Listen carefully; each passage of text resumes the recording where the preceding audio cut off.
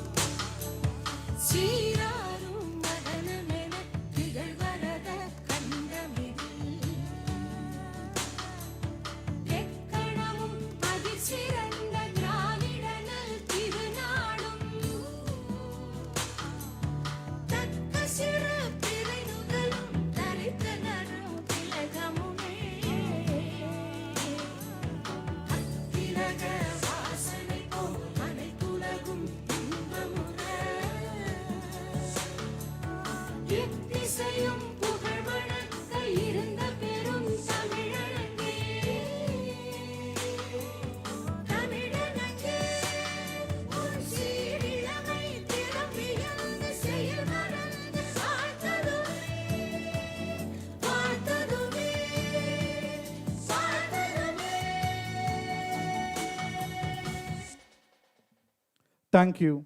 Please be seated. Growth must be nurtured. Values must be rooted. Future must be cultivated. As we move forward, we arrive at a moment rich in reflecting and soulful meaning, the watering of the plant. This act represents sustainable growth, ethical use of AI, and the careful nurturing of young minds, ensuring that today's learning blossoms into tomorrow's responsible leadership. To mark this meaningful beginning, may I respectfully invite our esteemed dignitaries to the dais. I first invite Reverend Father Dr. Maria Auricorach, STB, Vice Rector and Principal of Don Bosco College, Kilpak. We welcome you, Father. Next, I'll invite Reverend Father Stanislaus Swamikannan, STB, Rector and Parish Priest, Ludstein, Perambur. We'll welcome you, Father. It is pleasure to invite Reverend Brother Arun, Director of Sugar Press. We welcome you, Brother. I also welcome Reverend Father Joe Anand, Director of Don Bosco Vazhikaatti. We are further pleased to invite Mr. Greg Gonsalves, lead at Tata Consultancy Service, to the stage. And finally, I invite Ms. Arularsi, Regional Placement Coordinator, Don Bosco Vazhikaatti, Don Bosco Job Placement Network.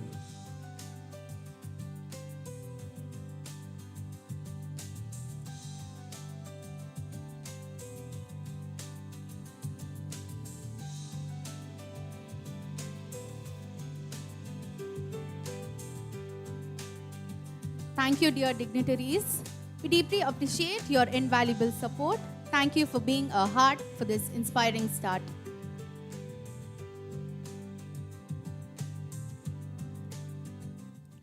Leadership is not about titles or positions. It's about touching lives and shaping futures. To set the tone for this powerful gathering, I now respectfully invite Reverend Father Joe Anand, SDB, Director of Don Bosco Vazhikaatti, A leader who believes that skill is power and values our direction to deliver the welcome address.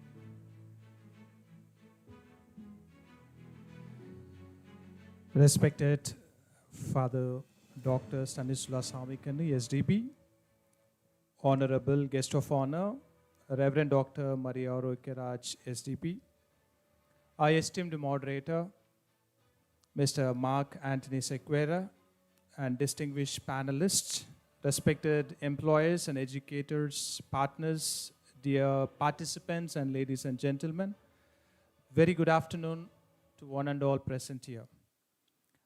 On behalf of Don Bosco Vazhikaatti and the Don Bosco Job Placement Network, I extend a warm and heartfelt welcome to each one of you to the 11th Annual HR Summit 2026. With the inspiring theme, Intellexa, Realigning Education for AI and Industry 5.0.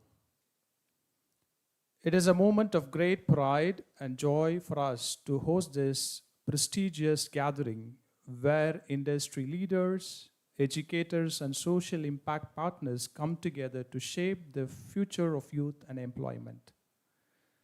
We are deeply honored by the gracious presence of our chief guest, Reverend Father Stanisla Samikanu, our rector and the parish priest, whose dedicated service towards the congregation and the province is remarkable, whose leadership continued to guide and inspire our mission. He has been a pioneer, and his deep love for Don Bosco and the congregation in the province, and especially for the poorest, is truly praiseworthy. His commitment to the mission is total, and his dedication and unwavering spirit motivate us daily to move forward with vision and hope. Welcome, dear Father. We are honored to have you today, and give him a big applause to welcome him. We are equally privileged to have our guest of honor, Reverend Dr. Maria Roikeraj, STP, whose intellectual contribution and commitment to empowering the poorest are highly admirable. We are also very much glad to have you here, dear Father. We sincerely thank you for your leadership and dedication and in the field of education that you have contributed and shaped many young people towards their future and career. We also warmly welcome our moderator, Mr. Mark Anthony Sequeira. So please stand up. So welcome, Mark sir. And along with the eminent panelist, Mr. Kag Gonzalez, and Batmanabhan Saravakumar, and Lawrence Mohanraj, Elizabeth Johnson, Sudha Srikant, and Jayapriya, Mr. Jayapriya. We are grateful to you for your willingness to share your insight on this day of our HR Summit. At Don Bosco Vazhikaatti, we believe that education must continuously evolve to remain relevant, inclusive, and empowering. Through Intellexa, we seek to strengthen the bridge between academia and industry, ensuring that our youth are not only employable, but also adaptable and ethical and socially responsible.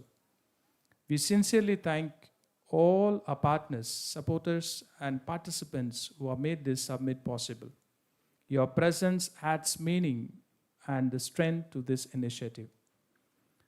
With these words, I once again extend a warm welcome to everyone who are present here. May today's deliberations inspire new ideas and stronger collaboration and meaningful action. Thank you all. Have a fruitful and enriching summit. Welcome and God bless you. So kindly be on stage, Father. Thank you, Father, for reminding us that when education meets purpose, transformation becomes undeniable. We now warmly invite Reverend Father Dr. Maria Arkuraj to the stage, whose visionary leadership continues to ignite and inspire young minds across generations. May I kindly request Reverend Father Joannan to honor him with the shawl, and Ms. Sindhu, program in charge, to present a memento.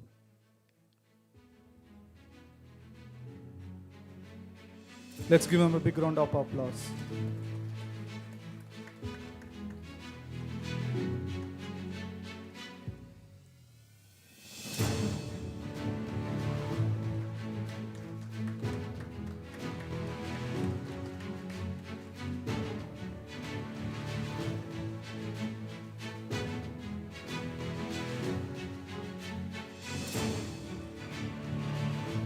Thank you, Father. We now warmly call upon Reverend Father Stanislav Swamikannu, STB, whose steadfast guidance and unwavering support empower our mission and inspire our journey. May I kindly request Reverend Father Joannan to present the shawl, and Mr. Dilip, program in charge, to offer a cherished memento. Let's give him a big round of applause.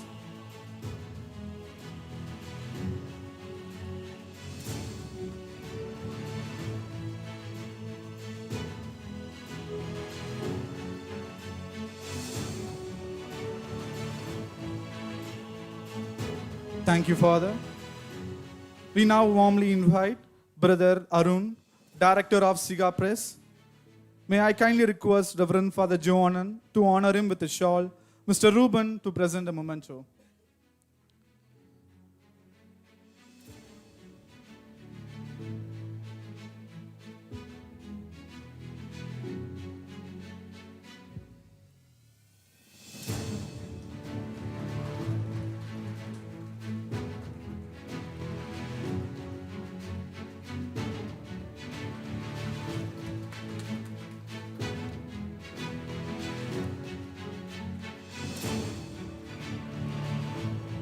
With immense pleasure, I now invite Mr. Mark Anthony Secura, CEO of Mastro Human Resources, to grace the dais. May I kindly request Reverend Father Joannan to present the traditional shawl, and Ms. Jennifer, Senior Soft Skill Trainer, ABC, to offer the memento.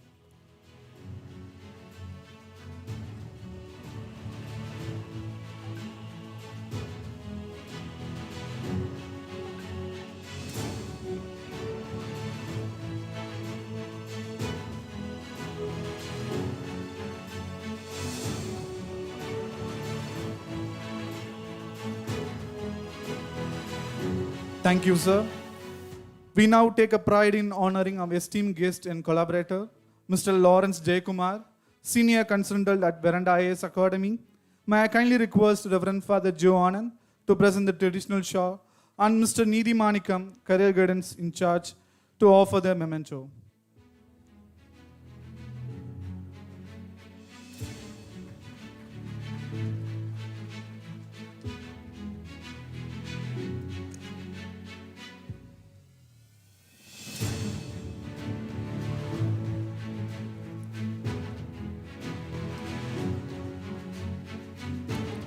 Thank you, sir. Kindly remain on stage.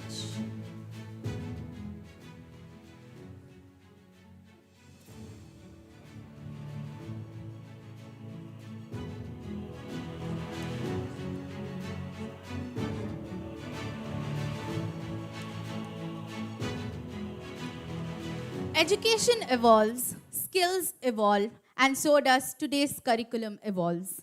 It's now time for a milestone moment, the release of the upgraded Bosco employability skills training modules. These books have been thoughtfully authored and upgraded by Reverend Father Joe Anand and Mr. Lawrence Jaikumar, aligning students with Industry 5.0 and careers.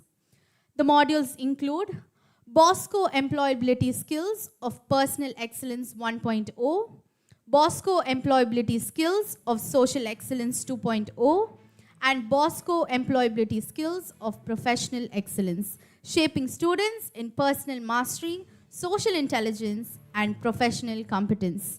May I now request Mr. Lawrence Jaikumar to hand over the first copy to Reverend Father Maria and Father Stan.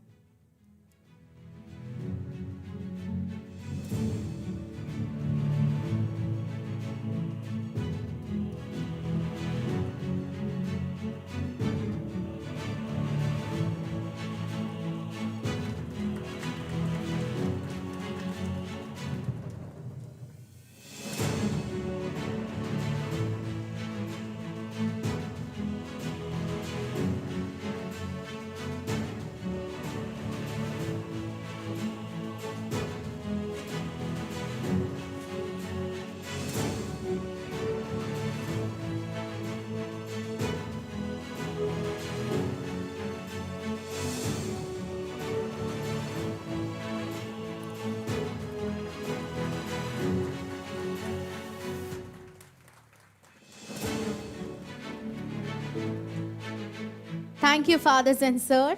May this initiative empower thousands of youth to become industry relevant, AI aware, and ethically grounded professionals. As we move forward, let us witness transformation in action. From training halls to corporate placements, from rural youth to industry professionals. This is the DBB story. Let us now witness the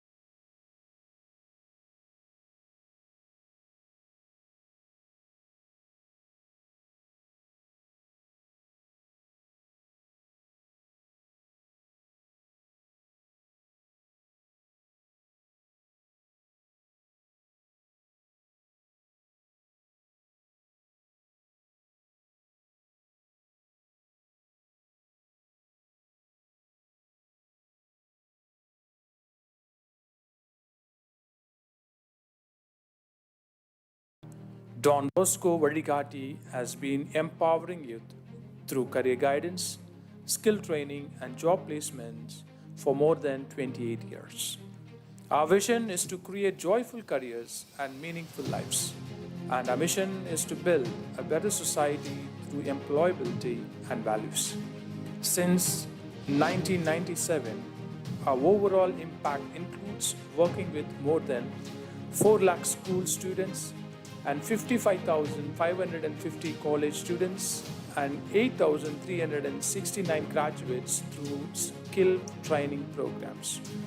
Through our BEST program and CSR programs, we have reached out more than 20,000 young people through job placements. We organized 137 job fairs, engaged 2,212 companies, conducted 10 HR summits with 300 corporate partners. This reflects a strong and sustainable talent development ecosystem. This year, we reached 15,800 youth through career guidance program, 5,000 students through skill development and BEST training program, and we have placed more than 3,500 young people for various job placements. These are not just statistics. They represent families transformed, dreams revived, and futures secured. Our work is built on 3 pillars: career guidance, skill training, and job placement. Don Bosco Vazhikaatti supports students from schools, colleges, ITAs, diploma colleges, and hostels through structured career guidance, helping them to discover their interest, understand career paths, and prepare for the competitive examination and professional courses. Through the Career Guidance on Wheels initiative, quality guidance and digital exposure are extended to the students in a remote and undeserved areas. Comprehensive skill training, including DBV Tech Mahindra Foundation Smart Program at Perambur, Broadway, and Ambattur. DBV equips youth with communication skills, digital literacy, professional grooming, aptitude training, and industrial readiness. The technical exposure is strengthened through coding workshops, digital platforms, AI courses, and interview preparation. DBV places strong emphasis on inclusive development and women empowerment. Through its job placement services and collaboration with Don Bosco Job Placement Network, recognized by the Ministry of Labor, Don Bosco Vazhikaatti connects trained youth with the real employment opportunities. Regular job drives, campus drives, job fairs, HR orientation programs, and government exam coaching are conducted along with the personalized mentoring for migrant youth and first generation learners. Building on the experience, Don Bosco Vazhikaatti is implementing a functional English and life skill program across 56 government social justice hostels for college students across Tamil Nadu, strengthening employability among the marginalized youth. All programs are guided by the FIT methodology: formation, information, and transformation, which develops discipline, digital skills, leadership, and job readiness aligned with Industry 5.0 requirements. A Slate Digital Learning Initiative, DBV, has created a strong digital learning ecosystem.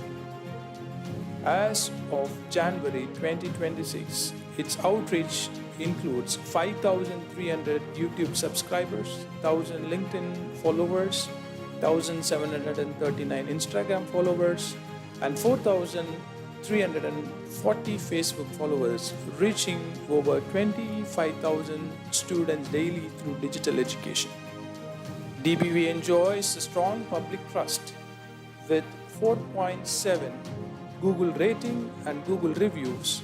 Through career insights, issues reaches across 3,500 students to 30 colleges. WhatsApp channels have expanded to 2,124 followers through education updates, 5,161 on job alerts, ensuring timely access to learning and employment resources. This holistic approach creates a strong talent pipeline for industry, supports inclusive workshops, and development and transformation for the hostel students into a responsible professional. By combining technology with compassion, DBV builds a joyful career and meaningful life for the society. Thank you.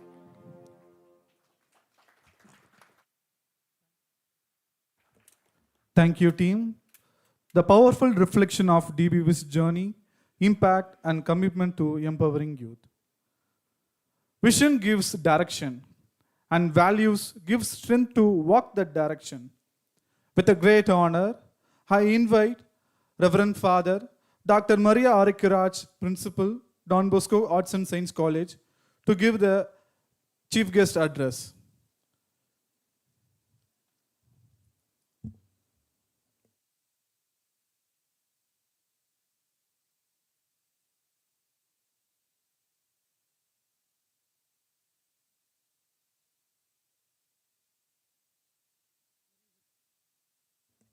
Very respected Reverend Dr. Stanislaus Swamikannu, the one who is going to give us the keynote address. And for us, he was a leader who guided the province, the Don Bosco institutions, for quite a number of years. I'm happy that Father is here.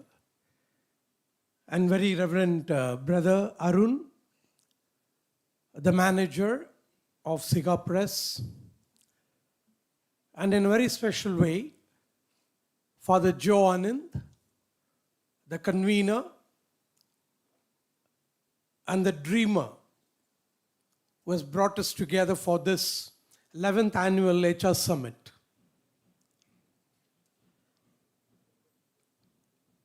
Dear participants and the people who are going to be on the stage for the discussion, panel discussion, a very good afternoon to you. And I would like to thank Father Joe Anand for having me here this afternoon. I do not know why Father Joe Anand invited me to be here, but after reflecting as to what was my journey, I said maybe I have something to offer. We are here to reflect on the theme of realigning education for AI and Industry 5.0. I would like to just go back to 2012 to 2025. I was in an autonomous college. This particular college is quite very well known, and it is Sacred Heart College, Tirupattur. I was heading the shift 2.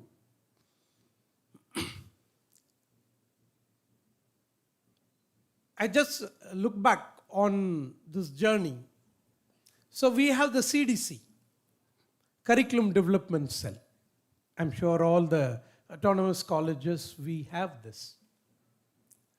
In this Curriculum Development Cell, we have several representatives.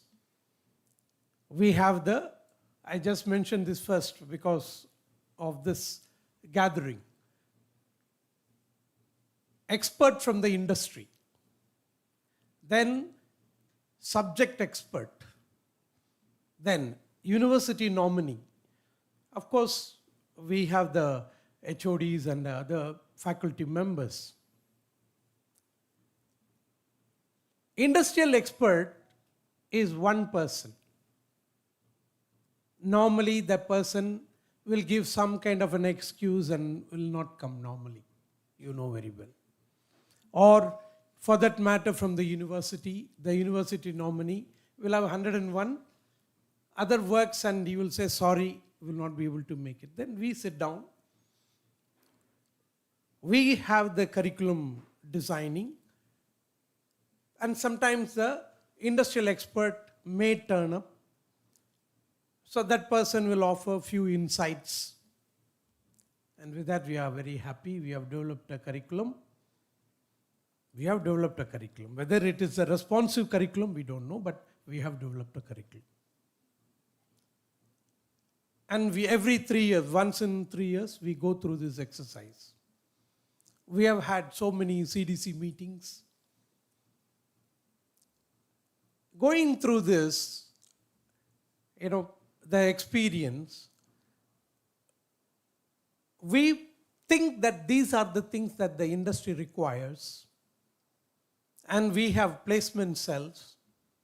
They bring in companies. We supply all the students whom we think are well prepared. And they have an interaction, and people are selected, and then they go. We are happy that the people have been placed. Students are happy that they have been placed. The college is happy because we have done our work very well. Very happy. We went through that. So Industry 4.0 was all about volume, speed, and accuracy.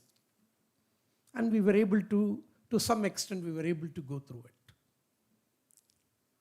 Now, I would like to go back still. 1998. I would like to go back to 1998 to 2012. I was in an institution. We had started that institution. Formally, it was not recognized by any university. We were offering IGNU. We were offering IGNU BCA program and MCA program. We selected students from all over Tamil Nadu. The minimum qualification is they should have minimum 60%. 100% of them were from Tamil medium schools. We brought them into the campus in 1998. The first batch came in 98. And in our campus, there was another campus. We had a software company. A software company was in the same campus. The same building, the ground floor, we had the classrooms. Who were the professors? The professors were the ones who were working in the software development industry. They were coming and taking classes for our students.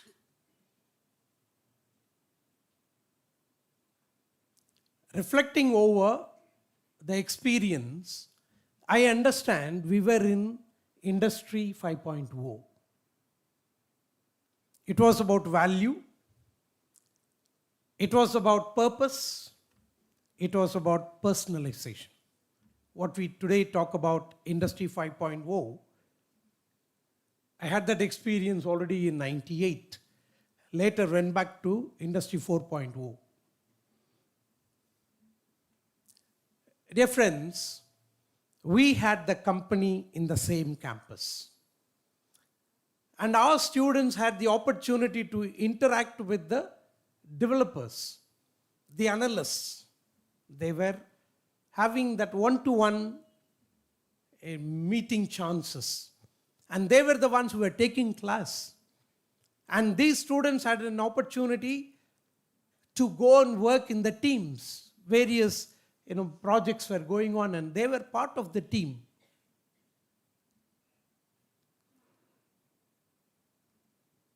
All those students who went through this program, for nearly 15 years I was there, all of them are in the industry today. Some of them have their own companies, and to my knowledge, everyone is employed. If not employed, they are in the leadership positions today. Not just in India, but in different parts of the world. They are there today. I believe this is Industry 5.0. This realignment, we did not think of it. A great friend of mine, another father, Thaddeus, is the real brain and the person, the architect behind this entire experiment that we went through. I took care of the language. And he took care of the technical ability to design and to carry out. He was the one who did that. Dear friends, I just would like to just reflect on what has really happened. We were able to give to the students not just that is required for them to be placed. Not that, we were not satisfied with that. Recently, I was having a conversation with a friend of mine who is a HR of McKinsey and Industry. Mr. Frank is from Perambur. While I was just speaking to him, he was just telling me a few things. He said, Father, today, people say that AI is taking away jobs. Yes, it is taking away jobs of people who are not prepared for it. And we're speaking about the bottom 10% is removed to be replaced by the 10% with better capability. The industry is not throwing away people. Industry is throwing away people who are not ready to orchestrate. Those who are not ready to take in and then move with. AI is not actually challenging our future. Rather, it is challenging us to take AI forward through our innovation. That's what I begin to understand. By the time our students finish their studies and come out, I'm sure we'll be moving from 5.0 to maybe 6.0. Then what are we preparing them for? How do we prepare them? I believe we prepare them with a responsive syllabus. Now, what do I mean by responsive syllabus? For me, I understand it this way. The basics must be learned thoroughly. Without basics, you can't build something over. The basics that we are supposed to learn at school, from then on, building strong foundation that I am ready to adapt to any change. Without the basics, or like what they do, you mug up, you go on mugging up, and then you just vomit everything in the examination. Yeah, you score well. Such kind of people, we are preparing them to fail in the industry. The top brains are not the creamy layers of the classes. You know very well. The people who are ready to question, the people who are able to be critical, people who are able to be analytical, these are the people who will be able to carry further. So this is the experience, dear friends, that I would like to share with you. My experience of Industry 4.0 and my experience of Industry 5.0. This realignment, dear friends, it's a must. There is no question of an option here. AI is running faster than us. We don't compete with it, we run along with it. We harness the effectiveness, and we take this opportunity to grow. That is the reason why we would like to give to our students to think differently. I used to tell the IT guys, see, you fellows are not paid high for reproducing something that you had studied, maybe at school or at the college. Absolutely not. You are here, you are being paid so high because you are able to create something different, create something new. So, have the ability to think differently, to analyze things and put together things according to the need. This is what I tell my students. And it is the same thing that I'd like to share with you. Once a year, the HR team comes for an interview and takes students and go. Once a year, probably they come and attend all these CDC, curriculum development cell, all that they do. I think that is not enough. The industry must be part and parcel of the education industry. What the students should study, especially towards their future, it should be worked out with the academicians and the industrial experts. People who are day in, day out with the technology or with the policies. And that is the reason we can very well say this way, like expert in a domain, the technicians. Expert in the policies, the HRs, I think should come together. Come together and speak with the education industry. And then telling them what is the requirement of the industry. We are with the AI, not seeing AI as a threat, but as an opportunity. That we need to grow with the industry, with the changing technologies, knowing fully well that yes, I can work with AI. And that's the reason why I use the word orchestration. We orchestrate with the AI. We work together. AI cannot win over us on any day. Definitely not. We need to work with and make it work for us. And once again, thanks for this opportunity and happy to be here with you. Thank you.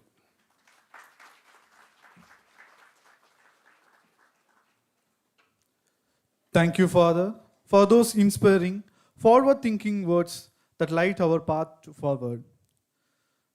With a great honor, I invite Reverend Father Stanislaus Swamikannan, STB, to deliver the inspiring keynote address.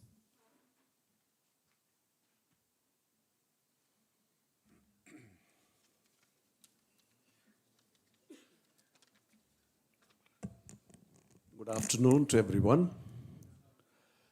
So, dear friends, I am not from the world of technology. I am from the world of books, from the libraries. So, my field of specialization is philosophy and theology. So, what do you expect from a person from philosophy and theology? I think Father Maria Rekvaraj, who comes from the world of both industry as well as, let's say, academic combined. And I have been partner to them as a vice provincial and as a provincial, and I have seen that grow. Whatever he said, in fact, is true. And of course, he had the misfortune of moving away from the 5.0 system to 4.0, partly also because of me. Now, whatever it is, that's a past. Now, what is important for me at this particular moment to just to reflect with you, just one or two small little details. And I would like to first and foremost appreciate Father Joe Anand and his team for the wonderful way in which they are able to bring together, network people from different walks of life and make sure that what they have been given, job placement and also career guidance, to be, let's say, to give them a kind of optimum, let's say, output. This is what I think Father Joe Anand and all his predecessors have been doing. And I first and foremost would like to appreciate them. Let's give them a big hand, and first and foremost to appreciate them. And of course, as I was preparing for this little keynote address, I think these are all very titles, beautiful titles given. First thing that came to my mind was, what is this artificial intelligence? All of us know, and as Augustine was asked once, what is time? Augustine seemed to have said, I know what it is, but when you ask me to define it, I will not be able to define it. So it's like something like that is for artificial intelligence. All of us know what it is, but ask someone to define it, you will not be able to define. And I would like to start with this very controversial, which I think for the past maybe several decades, some of the people in the artificial intelligence have been discussing, and that is this term intelligence used in artificial intelligence is a misnomer. It doesn't fit there. I suppose all of us know that. And of course, if you understand intelligence in a particular way, then of course it fits in some form. If you understand intelligence not as the way in which we understand human intelligence, but just a systematic way of rearranging data and configuration of the mathematical equations, then you can use intelligence in artificial intelligence as something valid, extension of human intelligence. I do not know, I don't need to discuss this, but what I would like to tell you is this. Ever since I started reflecting on artificial intelligence, I think this is quite some time ago, because we have that Father Thaddeus, and I remember discussing with him on this particular topic of artificial intelligence.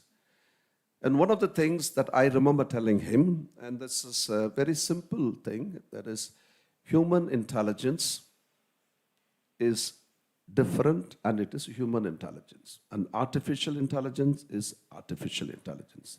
Let not mix up these two and then think that they are one and the same. When we begin to at least understand from that level, at least we know where to move and how to move, and where values have their place, where God has his place, where relationships have their place, where emotions have their place. And artificial intelligence is certainly something that very, very well, let's say, takes us forward. There is no doubt about that. The speed, the acceleration, and the quality, all of them give the impression that we are moving forward. To some extent, yes. To some extent, yes. Are we moving forward? Now my question is, are we moving backward? On many counts, my dear friends, we are unfortunately, I don't want to be very negative today as I give this keynote address, we are moving backward. What is the reason? Slowly and very gradually, humanity is now deteriorating. It's losing its very human dignity. Only those who can come up to a particular level of intelligence and activity, those who can do and those who can compete, they are human beings. All the rest are not human beings. Now, where will it stop? When it reaches a situation where almost 90% of the people will be considered not human beings, only 10% of the human beings will be considered human beings. That is not intelligence for me. And this is my first point that I would like to make. I think human dignity, human emotions, human relationships, morality, practically what I would say are eroded. And you cannot simply, let's say, take that for granted. I am moving forward. Where you're moving forward? You're not moving forward. You may go 10 steps forward, but you're coming 15 steps backwards. And that's what's happening with regard to relationships, human beings. I'm coming from a parish, a kind of religious ambient. Out of 10 marriages, 7 marriages are broken. I'm not saying AI is the reason for it. No. Something is going wrong somewhere. They are practically the most intelligent people who get this particular problem. I'm not saying again, this is, let's say, only AI people are getting into trouble. No, even other people are getting into trouble. I suppose you got the point. The point is very clear. If AI is not going to help me to become a human being, then I think we are going backwards. We are not going forward. You may have an industry which is now probably in the international level, probably the highest level, but humanly speaking, you are zero. You are not progressing. So that's the point that I would like to make. I would like to be a human being. Since I am a philosopher, and since I'm a theologian, now I am a pastor in a parish, I like to be a human being. I want to make mistakes. I want to make some, let's say, some foolish, let's say, statements. And I would like to even, let us say, go completely wrong and sometimes forget sometimes. In fact, earlier I never used to come with a paper in my hand. I think Father Maria Raju will know that. I used to walk in without a paper. But today, because my mind, my brain is aging. And I want that. And I don't want to have my brain to be super fine and super good till I die. No, then I'm not a human being. I want to be a human being.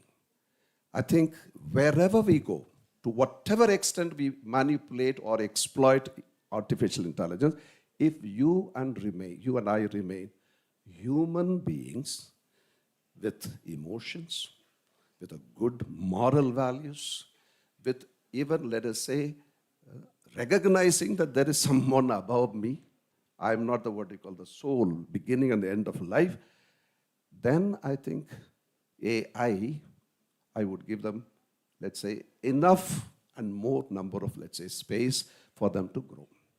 Otherwise, I would be watching, I would be enjoying, but at the same time, I'll be all the time criticizing because they're not progressing. Progressing in the sense of human progress. I hope you understand what I really wanted to say. It is not to put down AI. AI is supposed to very well, let's say the speed, the quality is so high that gives the impression every now and then that it can replace human beings. As Father said, the 10% of the lower category will be completely removed. It's all very true. But then, for what? What is that you are achieving?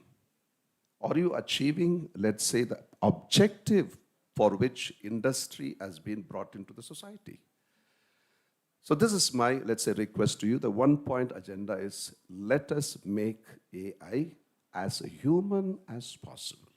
If it's going to compete with the humanity or human dignity, then I think for some time I like to live without it and die as a human being. Okay, God bless you and have a wonderful afternoon.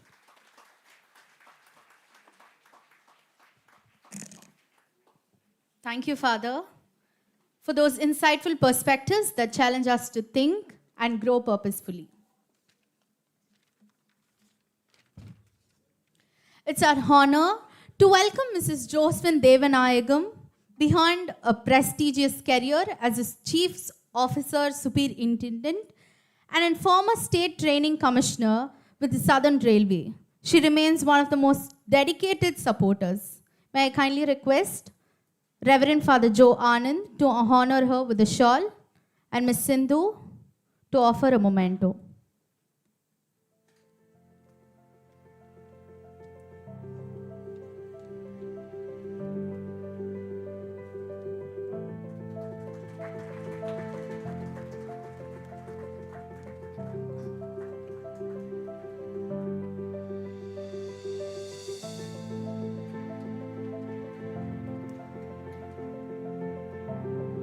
Thank you, ma'am.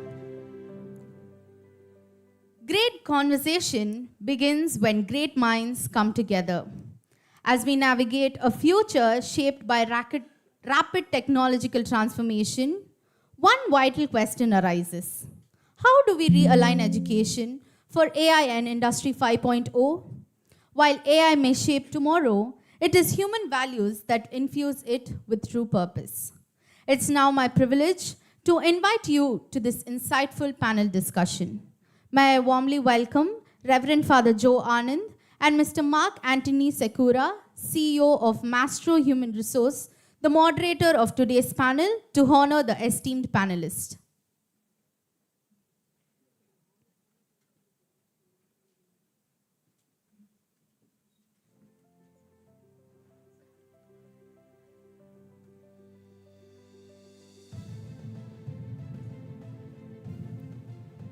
It's my great pleasure to invite Ms. Elizabeth Johnson, Director HR at Abnomic System Private Limited, to grace the dais. Ms. Elizabeth Johnson is an accomplished HR leader, OD practitioner, life and executive coach, and a POSH trainer. She is passionately committed to fostering inclusive workplaces and nurturing people leaders. May I kindly request Ms. Godwin Maria, MIS trainer, to present the shawl and Mr. Vignesh to offer the cherished memento.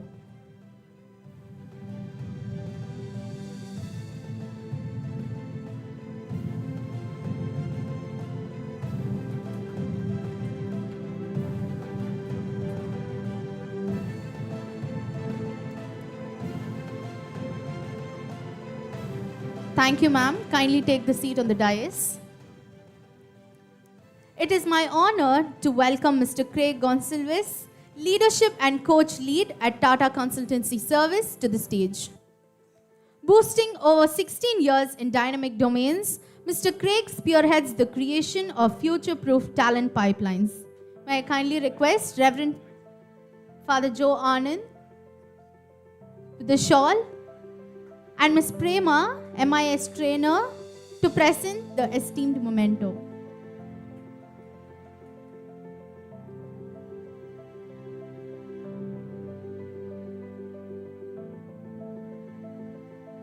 Thank you, sir. Kindly take the seat on the dais. It is our distinct privilege to invite Mr. Padmanabha Saravanakumar, Strategic HR Leader, to the stage. Mr. Padmanabha Saravanakumar has more than 30 years of outstanding expertise in revolutionizing HR via bold strategies, data-driven insights, and compassionate leadership quality. May I kindly request Father Joe Anand to present him a shawl, and Ms. Swarna, Tally Trainer AVC, to present a memento.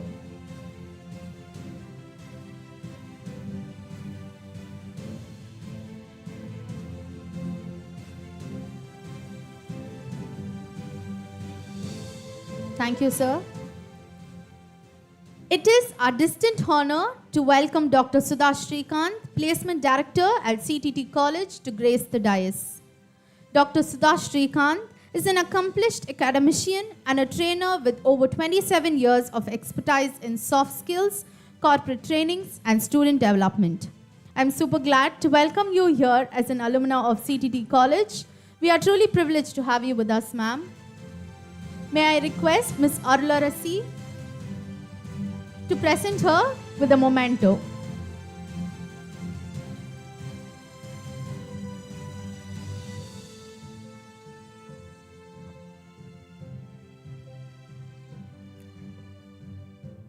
Thank you, ma'am.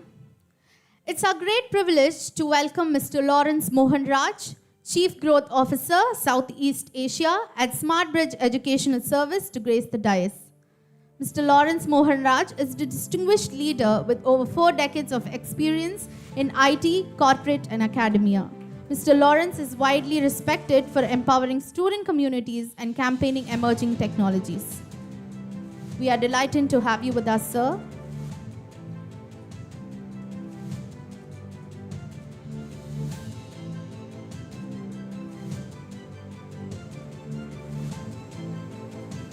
It is a great fortune to welcome Dr. Jayapriya, Vice Principal of Shift 2 and an Associate Professor in the Department of Computer Science at Stella Maris College, to grace the dais. Dr. Jayapriya has over 25 years of distinguished academic experience. We extend our warmest welcome to you, ma'am. May I kindly request Ms. Kalai to present the shawl, and Ms. Srija, Yuva English and WPR trainer, to offer the cherished memento.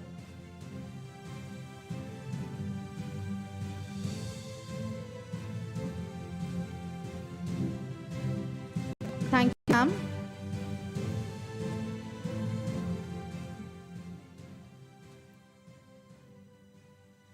Now is the moment that everyone awaits for, the panel discussion. Dear moderator, panelists, now the stage is yours.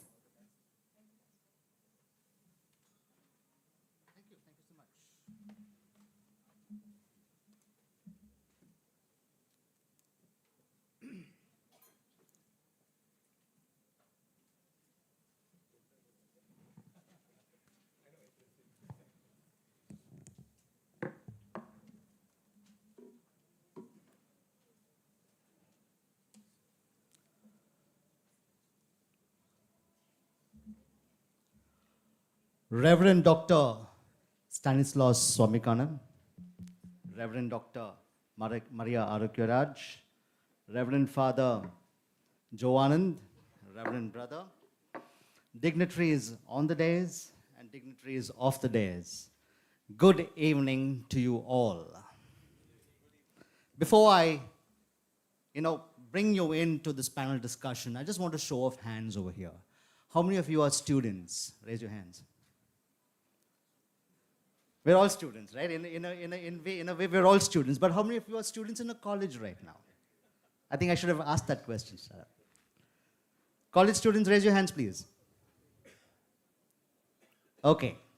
How many of you are representatives from colleges? Maybe you're a principal, vice principal, placement officer, professor, lecturer, teacher. Okay. And how many of you are from industry? You may be as a HR, you may be a CEO, CEO, anyone. Okay, good.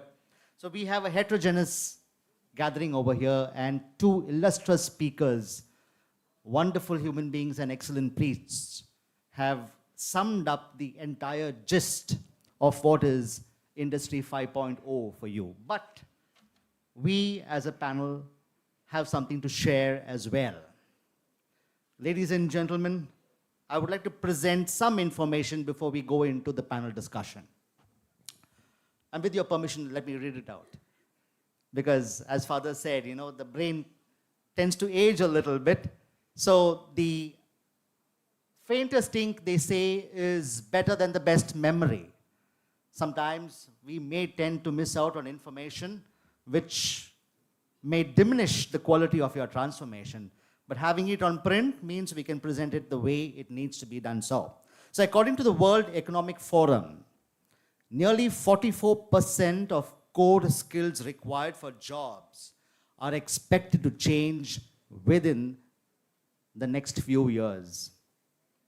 India is home to the largest youth population in the world, where over 65% of the youth are under the age of 35. Ladies and gentlemen, that's our greatest opportunity, but it's also our greatest responsibility. Here's the challenge. Multiple industry reports suggest that only 20% of graduates are considered job ready for key sectors. And to support my claim, I've brought the Hindu newspaper published in Chennai on February 13, 2026, this year. There was a tech summit that was happening. And the information that I have gathered is from this newspaper. Employers across technology, manufacturing, and services consistently report serious attitudinal and skills gaps, especially in digital, analytical, and problem-solving capabilities. Now, let's add artificial intelligence to the picture. India is among the fastest adopters of AI technologies globally. And AI is expected to contribute hundreds of billions of dollars to India's economy in the next 1 decade, not too far away into the future, the next 10 years. Yet millions of youth will need reskilling not once, but continuously, just to keep pace with changing roles. So here's the reality that we now face. We have the world's largest young workforce. We have one of the fastest growing digital economies, but we also have a widening gap between what education delivers and what the future demands. Friends, the gap is just not an educational issue. It's an employability issue, a competitiveness issue, a national growth issue. And that's why today's conversation matters, because realigning education with AI and industry is not simply about modernizing our classrooms.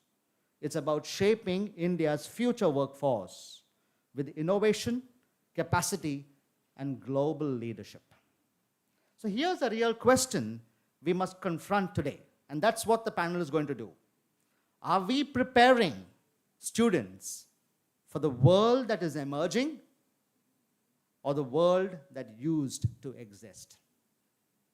Today's panel brings together leaders and educators who are working at the intersection of learning, technology, and industry to explore how we realign education with the realities of an artificial intelligence-driven world. So let's get started. Before I get started, I just want to galvanize the youth at the back. Students, can you raise your hands one more time, just raise your hands. Raise your hands.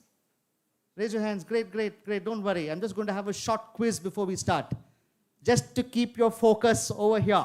Okay? So if you can have the mics going around to the back, it will be helpful. Now, if the mics are not available, fine, we'll improvise. You just have to show me your hands, okay? So I'm going to ask you only 4 questions. Only 4 questions. Question number 1.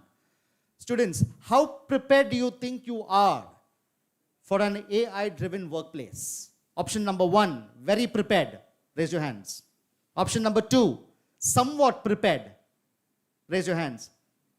Option number 3, not prepared. Raise your hands. Option number 4, and this is the final option, not sure what skills are needed. Raise your hands. Now, those of you who have not raised your hands for any of this, raise your hands. That's the majority. Second question. And this time I want you to raise your hands for one of the 4 options, okay? You should raise your hands for one of the 4 options. Because this summit is for you. It's for you. It's all about you. How often do you use AI tools for learning or academic work? Option 1, daily. Good. Option 2, occasionally. All right. Option 3, tried it once or twice. Option 4, never. Never. Okay, good. Third question, and this one is a little bit personal.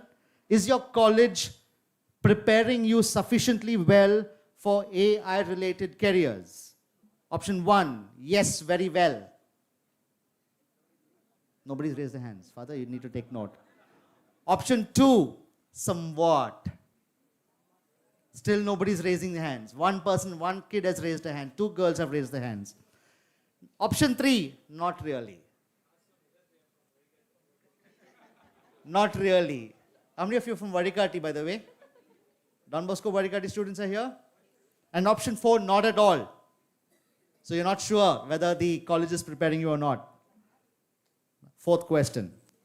Last question, so relax. Would you consider a career that did not exist 5 years ago? Option 1, yes, definitely. No takers. Maybe. Option 2. No takers. Next time we'll have the students right in front. And we'll have the HRs and the professors at the back. Option 3, we prefer traditional roles. No takers for that also. Option 4, unsure. Don't you want jobs? Hello? Students, what are you going to do after graduation? Post-graduation, what are you going to do after that? Doctorate, what are you going to do after that? Sit in the house? This summit is for you. Make the best use of it and pay very good attention to all these people who have invested their time and their effort to give you their best. Ladies and gentlemen, welcome to the panel discussion.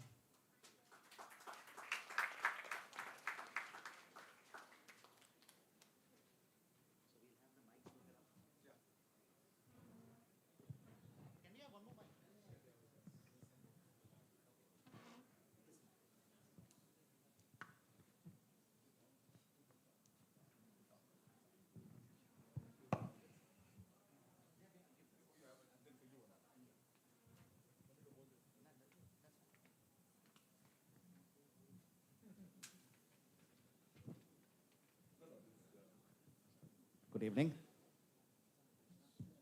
Good evening. Right. I'll start with Ms. Jayapriya, if you don't mind, ma'am. She's the Vice Principal of Stella Maris College.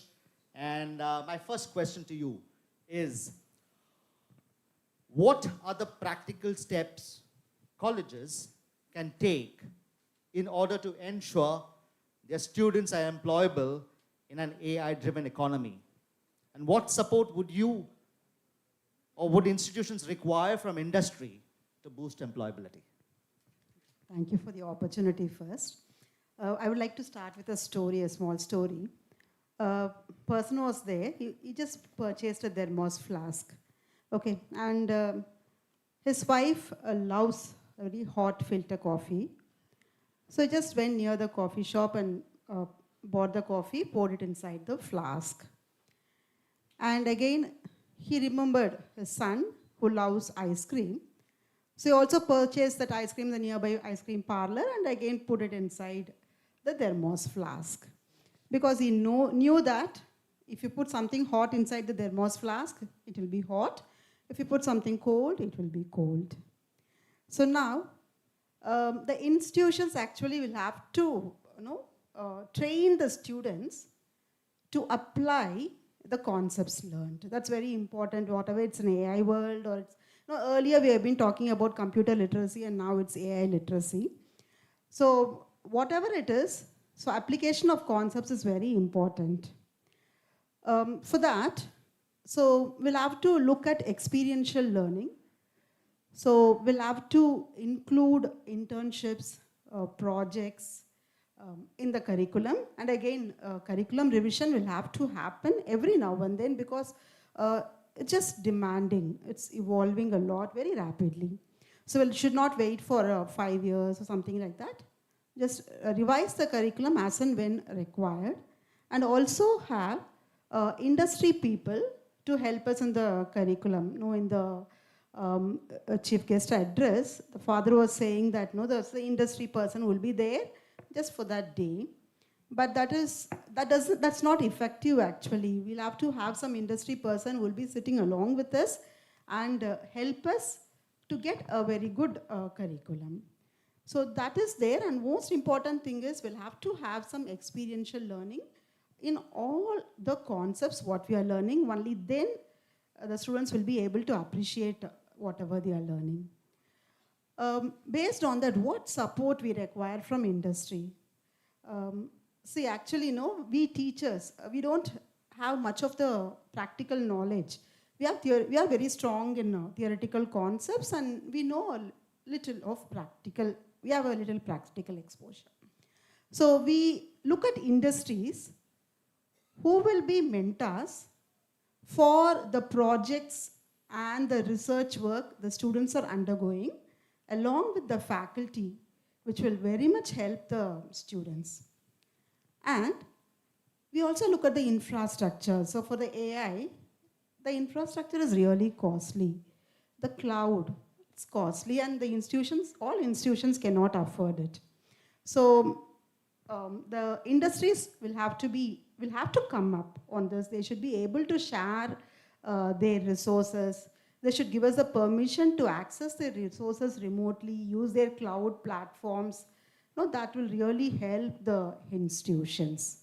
So industries will have to go hand in hand with the institutions so that we prepare students what the industries require.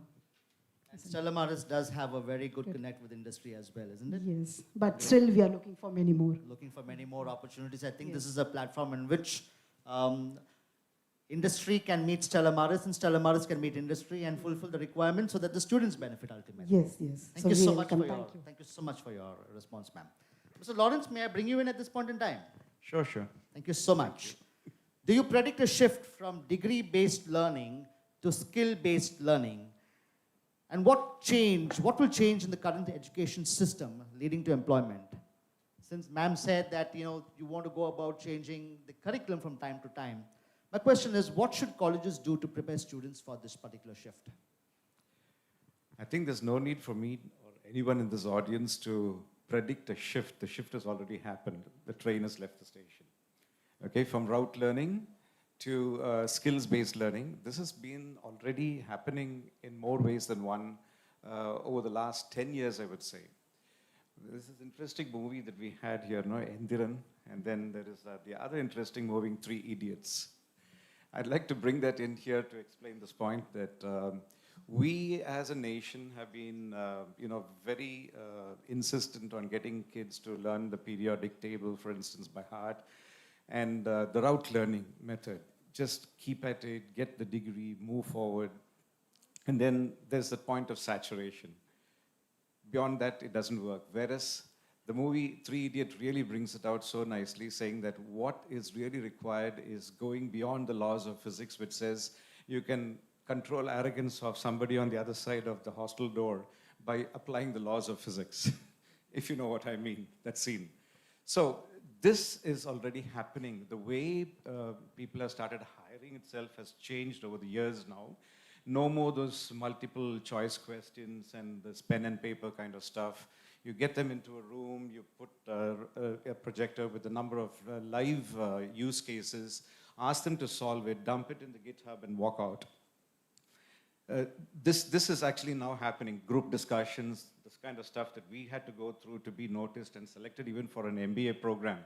I think is very conspicuously out of the equation now.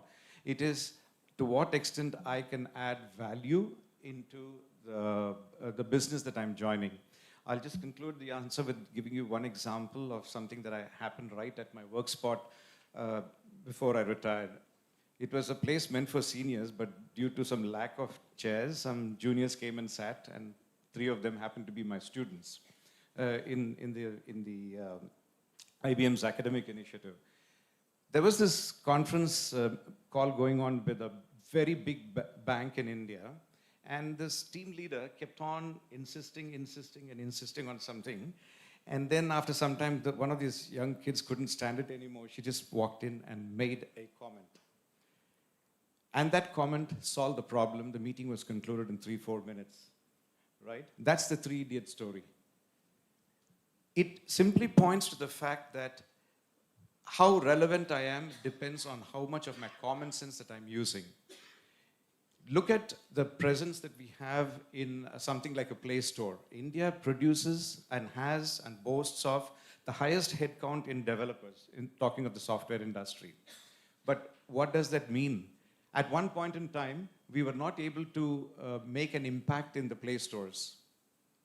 I'm not talking about Angry Birds and all those games and entertainment, business applications. So the application that ma'am was talking about, that needs to come. And that means that can happen only if you students right now, while you're going through the curriculum, in the manner in which it's being delivered to you, keep an eye and spread out your appetite to understand a little bit about what is happening in the domain of your choice and your liking at least. So make a choice. Ultimately, that's what is most important, isn't it?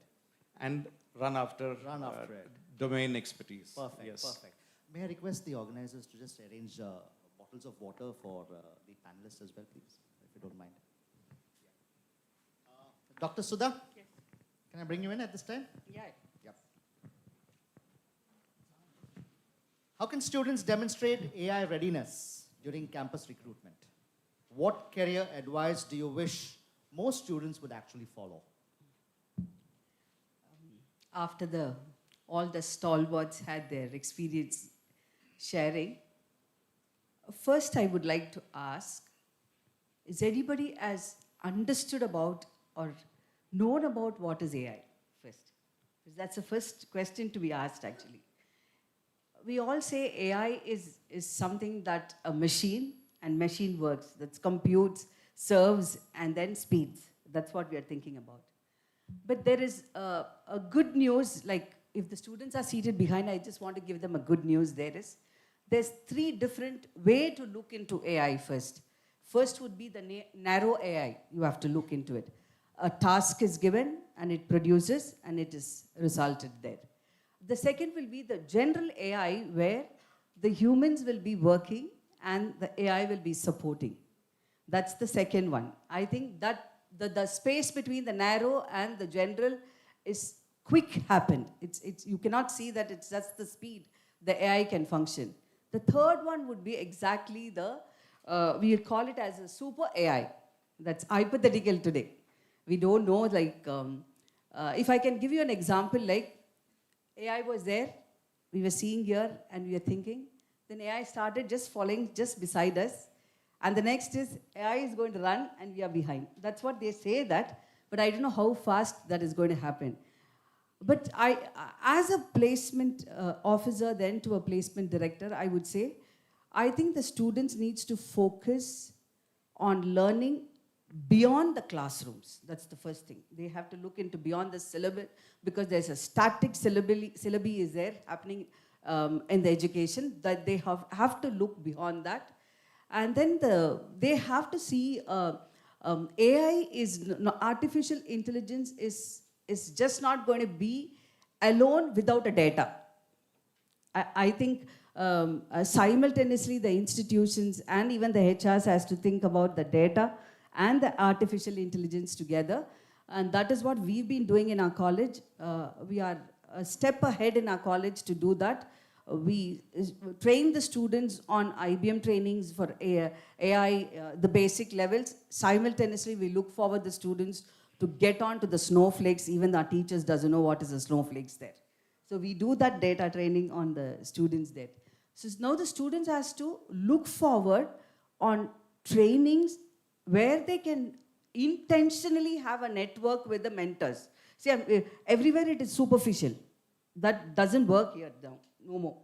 They have to intentionally look out for mentors, and then they have to intentionally look out how the projects that they can do with an AI collaboration, and then the projects and the research that has to really accompany them. I think the academia has to really gear up on that note and make a fast curriculum which they cannot say that's only an autonomous. I come from a Madras University affiliated college. So we are looking forward, no more saying that university takes cash. I think that's just not the right talk now. So our college, what we do is we look forward. We have a triangular training system where we collaborate industry coming to the college and then working out on students on CSR live projects. We do that. And then simultaneously, one way we train the faculties on with ICT Academy, with the help of ICT Academy, the latest technology, what they do it, with all the efforts. And we encourage students to get in touch with the colleges, because we have a problem there, is a topographic problem that we are from North Chennai. For us to beat with the South Chennai itself is a challenge happening there. So we just bar everything and we go ahead and think about this AI. I want to advise the students here is don't get scared of anything there. Nothing is going to be changed. They said if the calculators comes into your pocket, then no mathematics there. It doesn't happen till today, right? And so AI is going to come in. Talking of calculators, ma'am, Yes. there was something that I read recently. We allow AI in our classrooms, but why not calculators during examinations? That's what I'm telling. That's the reason. That's the myth is like, now they have to change it. Okay. That's the static syllabi is happening there. They have to change all this. The norms they set, they have to break the norms and they have to move forward. So I think the student has to follow what's happening around industry, what's happening in the institution, what's happening in the corporate belt, and what's happening in the government. Wonderful, wonderful. I Thank think you these so four much. pillars they have to have. No matter what it is, like you cannot say that I don't have time and all that. You have to be vigilant, and I think institution has to be the eagle watch on all this. Absolutely. And once it is all false, I think there's a wonderful world waiting for us with all machine learning is done by human being. Now machine is going to learn us, and we are prepared for that. Wonderful, wonderful, ma'am. Thank you so much. Thank you so much for your elaborate insights. I think I'm sure they were. Are you taking points, by the way, students? They don't take points nowadays. It's all artificial intelligence. It's already stored in memory. But let me just recall what Father Maria said when he spoke to the gentleman named Mr. Frank. AI is going to replace the people who don't know how to use AI. So that's going to be very important. And going into the next phase of this panel discussion, Mr. Sanukumar, I'd like to ask you, what role do employability skills training programs play in preparing freshers for a more secure future? Can you run us through a good program plan that will actually boost placement percentages? Because we have a large number of colleges, people from various institutions over here. They'd like to know from you what would be that particular thing needed to boost placement percentages. Yeah. I would like to start, let us say, in early 2005 to 2010, when institutions go to the colleges, the students will know from their seniors what kind of organizations are going to visit the institutions, and they will keep themselves prepared for that, to ensure that they are going to place. After 2010 to 15, there was a shift in the attitude. Let them come, take me, and then I will get prepared at the organization cost. Okay. And after 2015 to 18 or 19, till COVID struck, right? What happens is, if this company is not going to take me, I will have another company. Okay. We have a plethora of choices. Yes, that is what was there. But unfortunately, what happened is, not everybody got placed. like what happened in early 2010 to 15, right? Those times were a different scenario. So what as an organization, what we did was we went to an institution which is going to help us identify the right resources by training them from the, say, first year of college itself, to give us a well-trained resource so that, they will be going to be productive probably from fourth week or fifth week of joining the organization as well. So what we ensured that is, we didn't look for college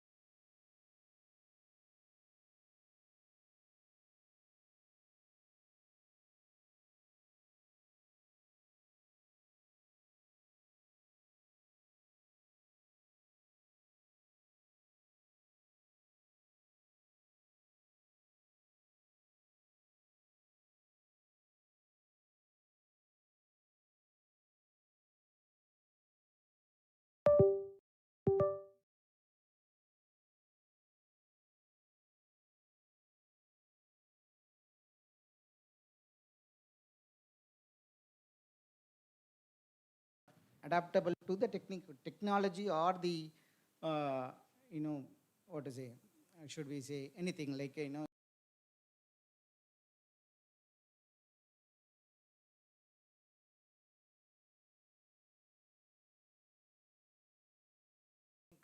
The good old saying, as Father Stan was saying, a good human being can be seen by a person's attitude, and Correct. attitude is evident in behavior. And there was a saying, attitude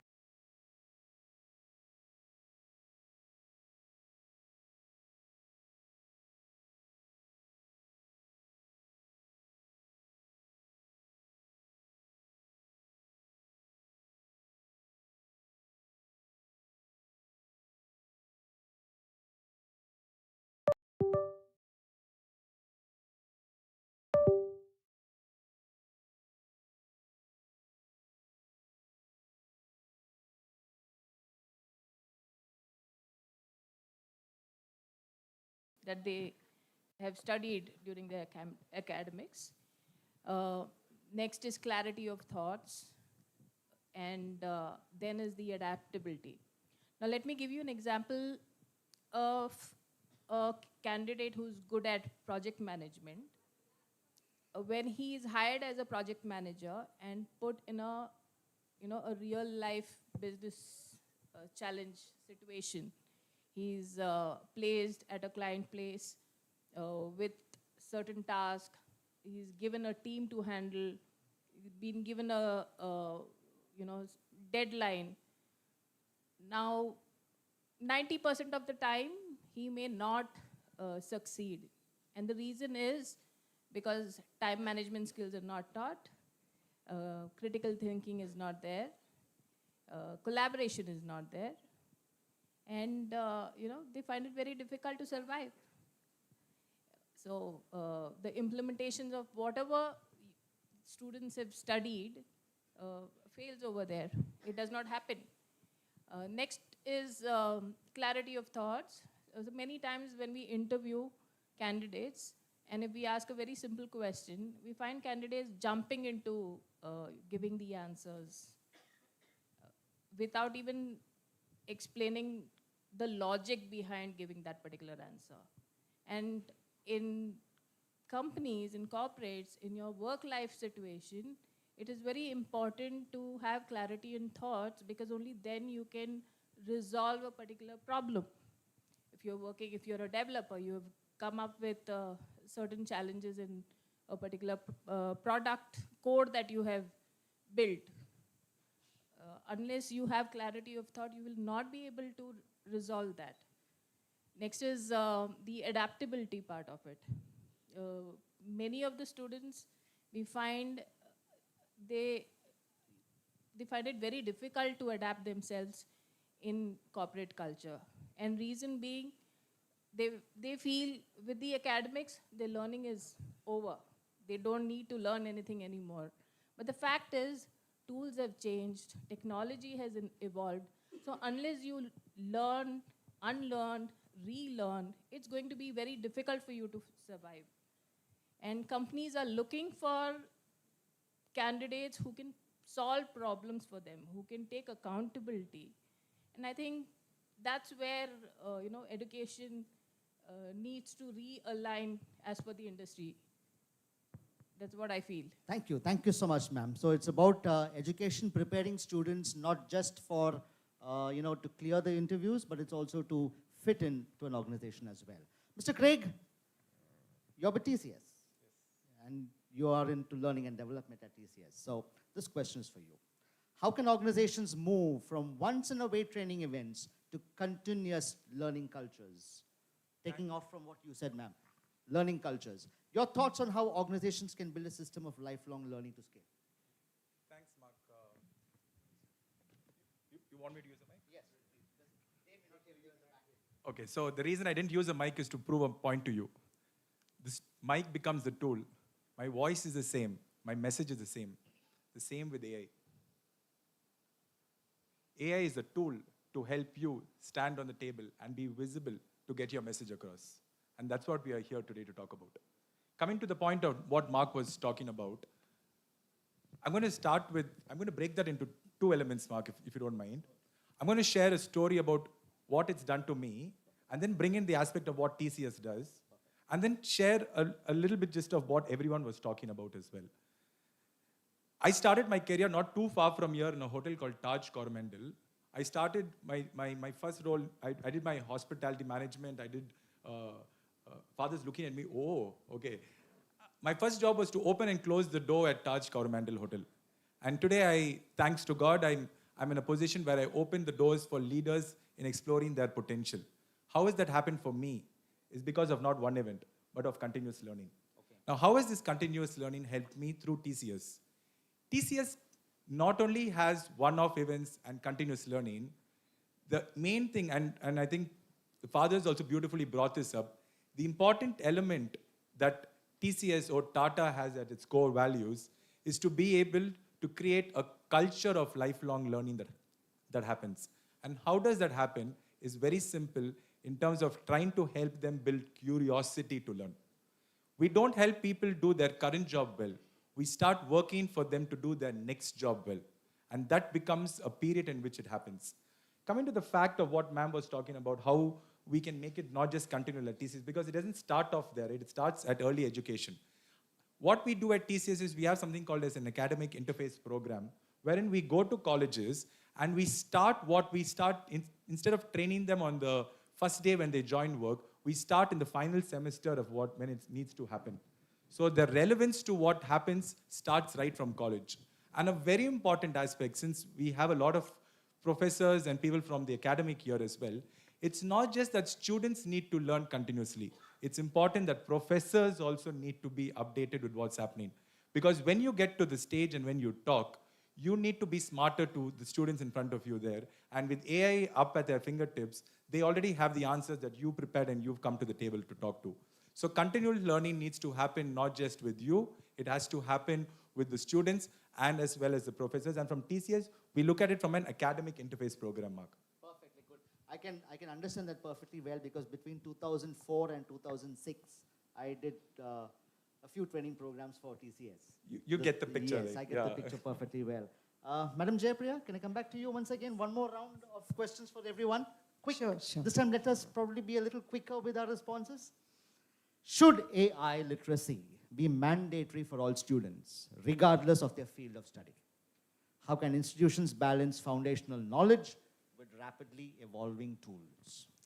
There is no doubt about it. AI literacy should be part of the curriculum. But before that, we'll have to understand what is AI literacy. It's not just using ChatGPT or learning prompt engineering. So AI literacy is something where we understand the basics, how the pattern recognition happens, how does it identify the next probable word, no, how does it analyze the data, what about the data set. Only if you understand all these things, you will be able to identify and find out the reason why there is some hallucination and why is responsible use of AI and ethical AI is very important. So AI literacy should be like that. It's not just adding one AI paper along with all the other papers. It doesn't make any sense. And when you're talking about the foundation, no, you cannot throw away because that's the base for everything. So, and again, AI paper cannot be just one single paper. So wherever possible, we'll have to include the AI along with the foundation because as Sar said, AI is just an assistant. So we are trying to make our work much simpler. That's the thing. So we'll have to use whatever tool possible along with all the core papers, but the foundation and the understanding of foundation remains the same. Madam, And in fact, Father Stan was, during his discourse, he mentioned humaneness. Yes. You also used the word ethical AI. Can we modify it with the permission of the panel? The ethical use of AI. Yeah. Right? Nowadays, AI can also be misused. How about the ethical use of AI? So is AI ethical or is it the person using AI who should be ethical? Yes, both. Both. Yes, both should be ethical. And see, we are focusing on our students. So let us look at how students use AI ethically. So we need to teach them the value-based use of AI. Yes. Perfectly well said. Thank you so much, ma'am. Mr. Lawrence, I'll bring you in one more time. Sure. Yeah. How will recruitment training and the career growth path look like, let's say, 5 to 10 years from now? Well, academic records will just be a tick in the box. The machine would anyway go through that and use it as a mere filter. And the real way in which it will be heading is to look at their down-to-earth capability. It's not trying to race against a machine, but is to, as Father used this word, orchestration. It is to orchestrate man and machine. It's man with machine. The ability to which, the extent to which a student can demonstrate when applying for a job, that he or she is able to look at a use case and give a solution where you're able to get both coming together. The machine does it faster, yes, but it reaches a point. And beyond that, the human values of empathy, critical thinking, and all these lists that we pointed out, I think we need to move from syntax, coding, from route into this way. So that would be the way in which any selection of candidates would happen as we move forward. Perfectly well said. Thank you so much, sir. Dr. Sudha, how can institutions ensure students from non-tech backgrounds are not left behind? Because there's a possibility where students who are not from the technical backgrounds can be left behind. And how can colleges guide students towards human-centered roles that AI simply cannot replace? To the first half of the question, I think AI literacy would be universal. They cannot make it as an optional first. So it was a technology divide. I hope it doesn't happen to AI divide. I think the 4 pillars I was talking about, industry, academia, corporates, the government, everybody has to come forward to keep this gap. That's what the gap we are looking forward. I think micro-credential programs can be organized for the students. Like we have colleges are very easy to segregate the students like mediocres and elite and then below average, and we have it a kind of a system there. So the micro-credential program for the basics would definitely help, I think, to divide the AI division on that part. And then interdisciplining the entire act on colleges, that's very important. I could say the example is psychology can always have with the humanities, and then social medias can have it with that. Business studies can have data analytics, And then this is the combination I think the colleges has to look forward, multidisciplining as well as interdisciplining the branches. That would help the students, the AI-driven world which we are looking forward. I think this 4 industry has to come into the curriculum and work it out. I think this non-Mudalbar program, I should sense, where a student learns from the non-Mudalbar program, simultaneously looks into the chat GPT and finds out what is there. So I think the rural remote, the program has really reached, and I think students are aware about it, like what's happening. We cannot just say that, that the divide is happening actually. Everybody has a mobile phone, even the tender coconut person has it out, and he prefers with the digital payment and then with the currency there. So it's left behind. We have to wait and watch how this is going to happen. That's what, it's too early for this stage to say how the divide is going to happen. So the technology divide has happened. Maybe that we were not aware about it and we couldn't do it much, but probably the speed of the AI, I think there shouldn't be much there. Let's wait and watch about that. Institution has to definitely roll on micro programs, like looking into the larger scale. They have to look into micro credentials programs where they can unite the branches together, and even the faculties also. For example, the faculty cannot say that I have the same majors. Clubbing 2 majors together, they can work it out. I think the faculty has to step out and go even touch the psychology and come back when she's from the physics background. So that way, I think even AI also can do it. Thank you so very much for your very vibrant answer, ma'am. Mr. Sonakumar, I'd like to bring you in at this point in time. You've been pioneering highly sought-after training and placement programs for more than 25 years across South India. Can you share some light on the opportunities for students in Tamil Nadu? And what should colleges do to ensure their students benefit from that? Fine. So I would take the cue from Madam, the non-Mudalvan scheme, right? The Tamil Nadu government is now concentrating on the rural and government colleges more to empower them with the job opportunities through multiple programs. I think in the last, from the inception of the program, I think over 14 lakh students have been undergoing this program, got certification. Yeah. No, I'm talking about 14 lakh students. Arts and science. So they have got certifications through the non-Mudalvan program, and they have got multiple job opportunities also. I think if my memory goes right, around 2.5 lakh students have been placed through this non-Mudalvan program.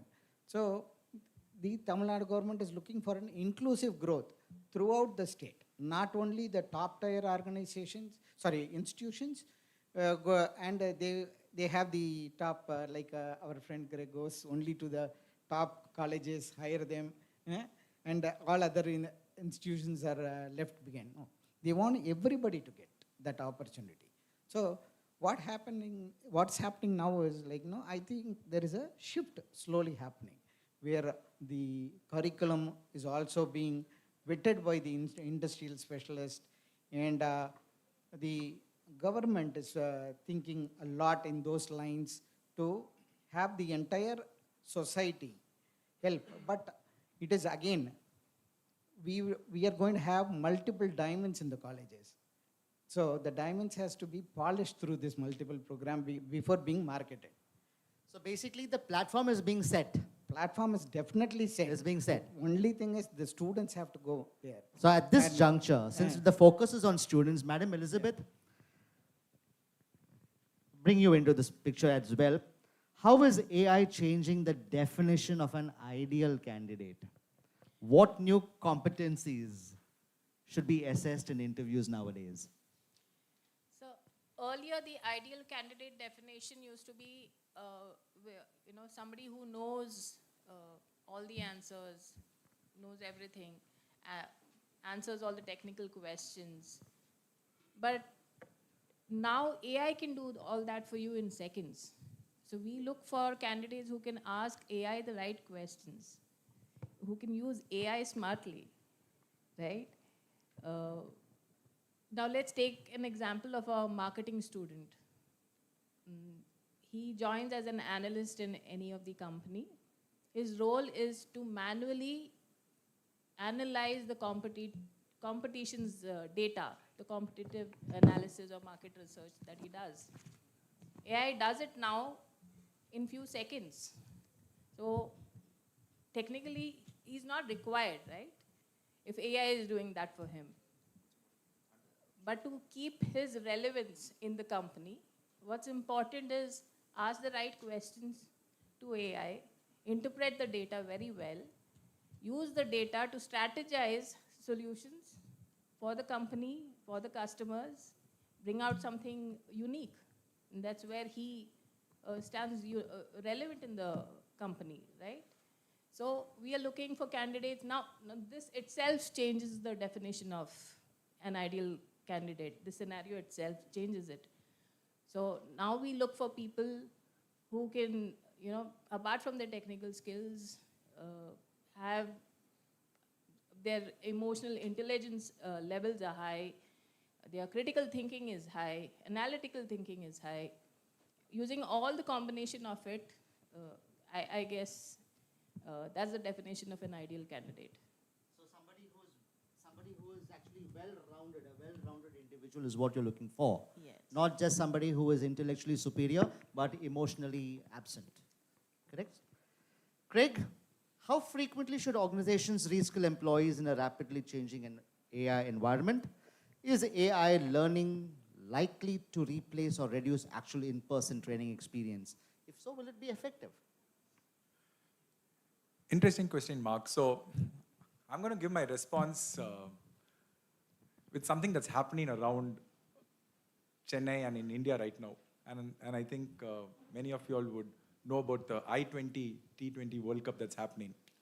Something that shook the world over there was when Zimbabwe beat Australia and Australia's knocked out of the World Cup. How many of you are happy, by the way, Australia is knocked out of the World Cup? So the remaining people are Zimbabwe not happy. should be given an award for knocking Australia out. No, my question of reskilling comes to a point wherein if you looked at any of the table standings in the earlier matches to this, everyone thought that Zimbabwe is not going to make it to the Super 8s. So what did Zimbabwe do different for them to come back into contention, into playing? They as a country, they reskilled themselves, they looked at themselves. And so this question comes from a stem of, it's just common sense that reskilling is required and is important.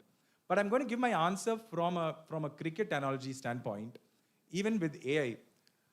Father Stanislaus left me with a lot of questions when I leave today about whether we are moving forward or moving backward.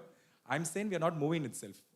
The context from a cricket perspective, AI is like the third umpire, but it's finally the human to make the call.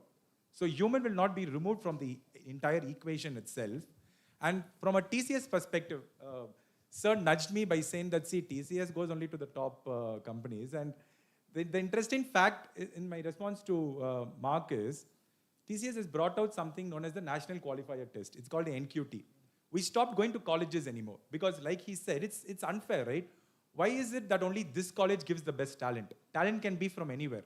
So the NQT that has come out lets a student from a tier 3 college go to a center near his place, take the test, and if he qualifies, he can come to TCS for an interview.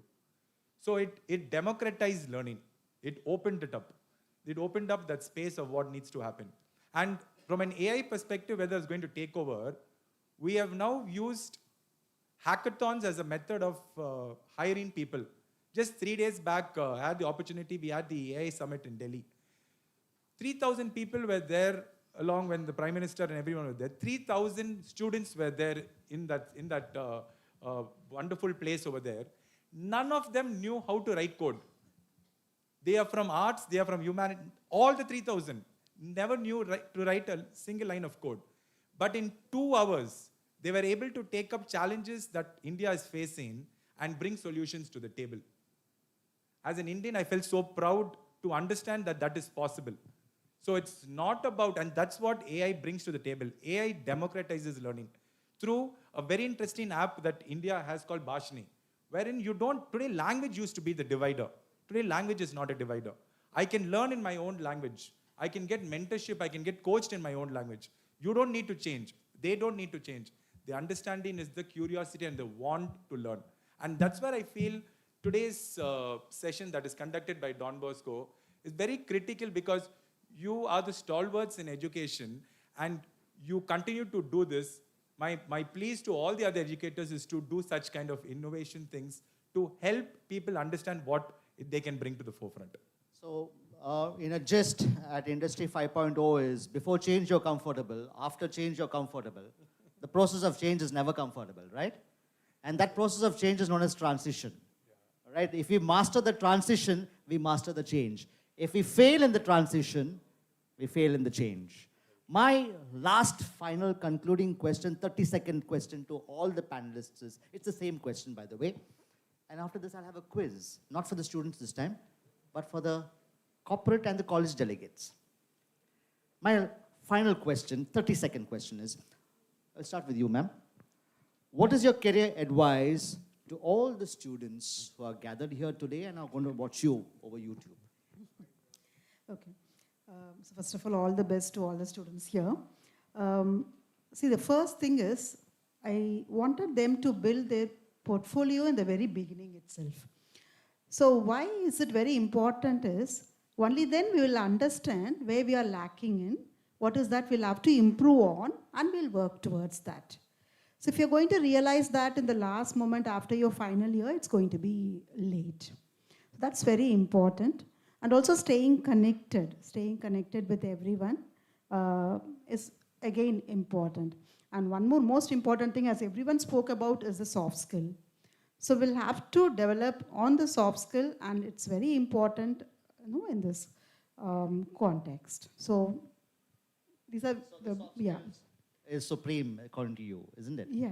Yes. It's Madam right. Sudha? I would say problem-solving techniques. That's what we are looking out. Absolutely. Critical thinking. The students definitely needs to know about, before getting into the critical thinking, design thinking is important. Design the thinking. The thinking what you have to definitely design. And then accordingly, the critical thinking works and the problem-solving techniques comes. As ma'am said, I certainly understand. One thing you can just think that you are superpowered with an AI would be the soft skills, right? You be very empathetical, and then you have all the communication skills as to what is needed. I think you can feel superior over there. So student has to simultaneously work on skills with AI, as well as with all the technology and the digital, as well as they have to balance on the soft skills also, because that's need of an hour there. Perfect. Thank you, ma'am. Madam Elizabeth? Prepare just not for jobs. Prepare for evolution, prepare to gain domain knowledge and build your digital literacy. It's very important. Industry 5.0 is, it's a combination, a collaboration of machines and human. It's not a competition. Your relevance lies only if you upskill, if you, like I mentioned earlier, learn, unlearn, and relearn. Learn, unlearn, and relearn. Thank you so very much, ma'am. Craig? We'll end with Mr. Lawrence. Okay. So, Mark, I don't like giving advice, and I'm sure people don't like listening to advice, but I want to leave them with one thought and one question. The thought is that the person sitting on the right-hand side and left side of you is not your competition. AI is not your competition. You are your own competition. If you can be better than what you were yesterday, that's a good start. And the question that you need to ask yourself every day at the end of the day is, what have I done to improve myself from yesterday? What is that 1% improvement that I have done? If that is there, the world is your oyster. Thanks. I agree with ma'am's thing, you start building your portfolio. It's not resume. She didn't use the word resume, because resume is what you know. Portfolio is what you can do. It tells what you can do. So start doing that, build the network. Even if you're going to be in first year, start building your network so that, you are not left alone. And most important thing to me is, even your internship, take it very seriously. Most of that thing, I can see somebody buy out certificates. Don't do that. Take it very seriously. That could be an opportunity for you to get into the organization also. Yeah. So Lawrence? There is so many universities right in your pocket, dear students. Make use of that.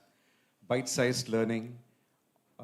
Keep doing this continuously without having to have anyone push you to a particular curriculum.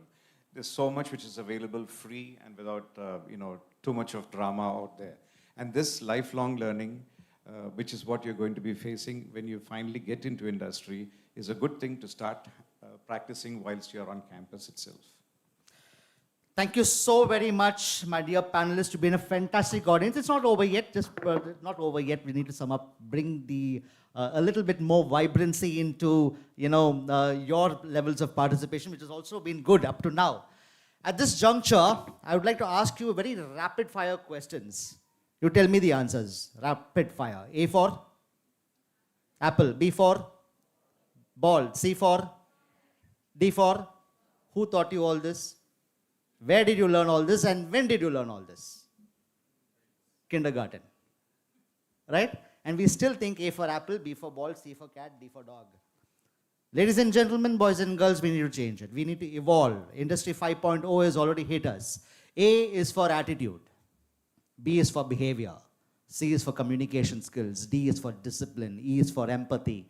F is for friendliness. G is for being goal-oriented.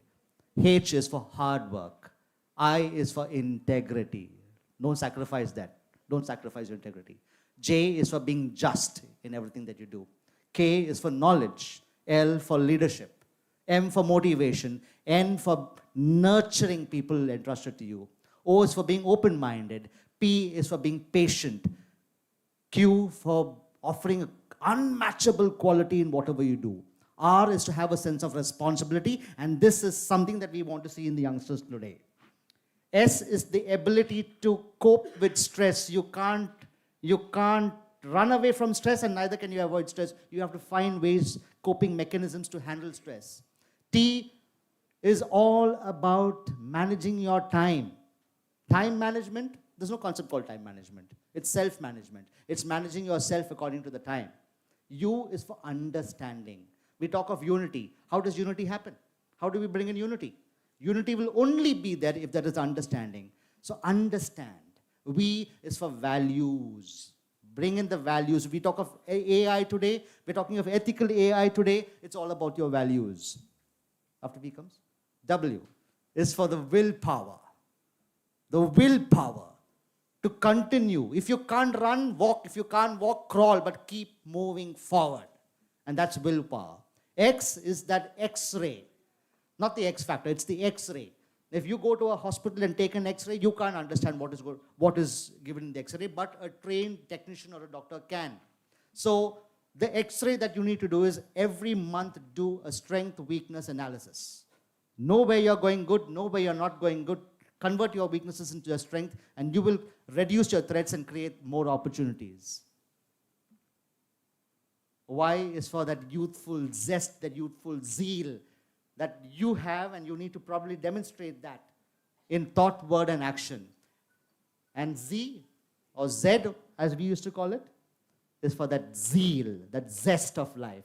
Every day when you wake up, you get 24 hours. What you do with those 24 hours determines the quality of your life. Ladies and gentlemen, I would like to conclude. At the end of this insightful discussion, one message stands out very clearly. Realigning education for AI and industry is not optional, it is essential. Today we heard that the future demands more than mere technical knowledge. It requires human capabilities that machines simply cannot replicate easily. That's creativity, critical thinking, ethical awareness, collaboration, and lifelong learning. We also heard that meaningful change depends on stronger partnerships between education and industry. Continuous upskilling for educators and systems that valued skills as much as credentials. Perhaps the most important takeaway is this: the goal is not to prepare students for a single job, but to prepare them for a lifetime of change. The conversation does not end here. Real transformation happens when dialogue becomes action in classrooms, institutions, workplaces, and policy decisions.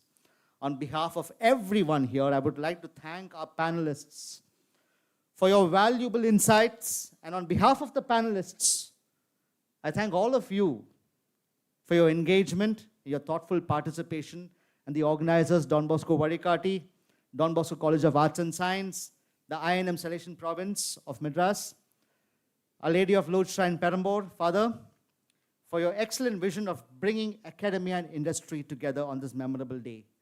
Let us leave with a shared commitment to build an education system that does not merely keep up with the future, but helps shape it.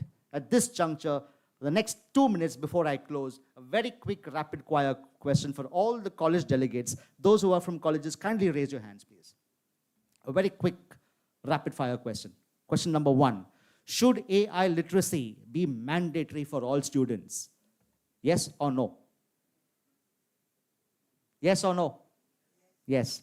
How fast do you think colleges are adapting to AI-driven industry needs? Fast, moderate, or slow? So some of us are fast, some of us are slow, so we'll go with moderate. Affiliated colleges as well. What should colleges invest more in to improve placements? Is it industry partnerships? Is it AI labs and tools? Is it internship opportunities? Is it career guidance and mentoring? Or faculty upskilling, or all of this? All of it. Final question to the college delegates. What concerns you most about AI and your students' future? Number 1, job loss due to automation. 2, skills becoming outdated. 3, increased competition. 4, ethical issues. Or nothing, you're optimistic. What is it? Yeah? You're optimistic. Nothing. So you're optimistic about the future. Great. Students, they have confidence in you. Now you need to show the confidence in them. Now this is a question for the delegates from the corporates. Can we have a show of hands for those of you who are from the corporate industries?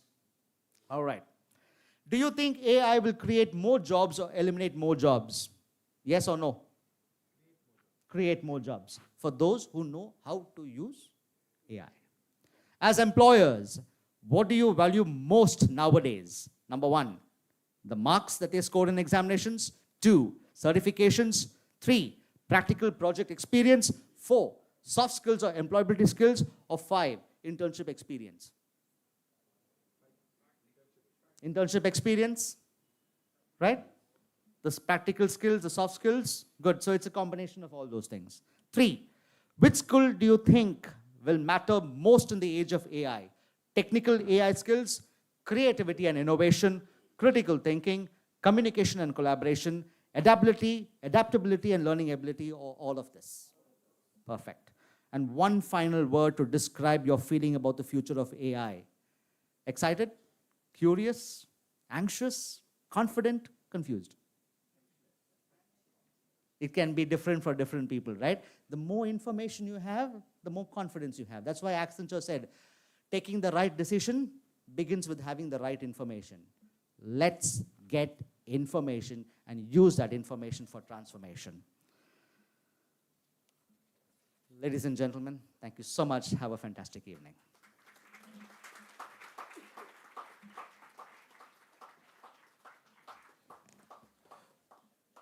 Thank you, Honorable Moderator and panelists, for an enriching discussion on realigning education for AI. Your insights have truly elevated us all. The time has come. For a building strong collaboration, transformation happens through partnerships. Today's MOUs are not just documents, they are commitments to uphold and empower the communities we serve. Our first MOU is for the renewal of women-centric program with Anna Violet College. May I respectfully invite Dr. Nagalakshmi, Head of the Department and Placement Officer of Anna Violet College, to kindly come forward and receive the MOU. I request Ms. Sindhu and Reverend Father Joe Anand and Stanislav Saumikanu with the AVC team to kindly present the MOU.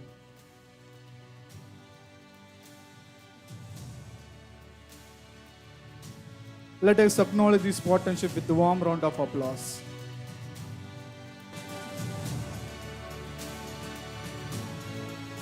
Please welcome Monisha for Tech Mahindra.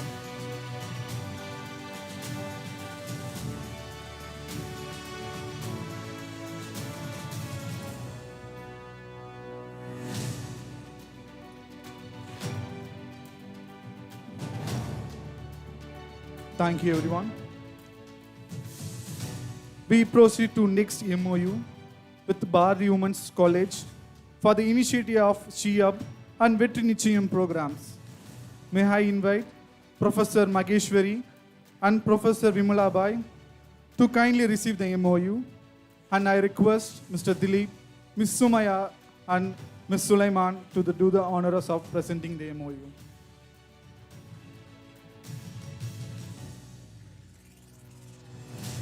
We congratulate the institutions of this meaningful collaboration.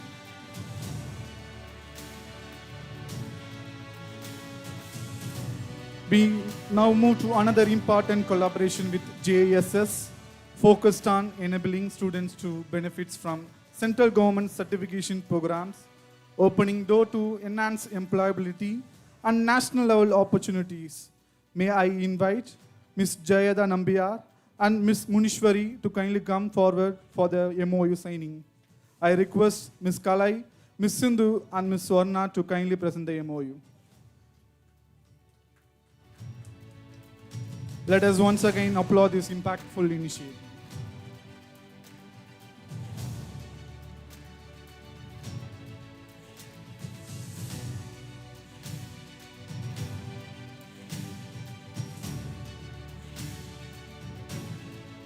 Thank you, fathers.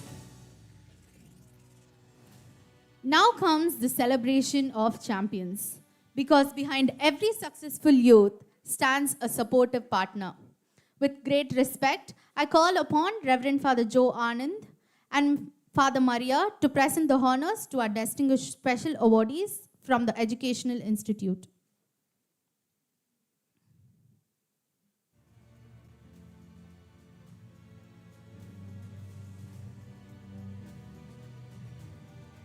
Under the category of long-standing education partner, Ms. Vimala Bai and Professor Mageshwari from Bharati Women's College.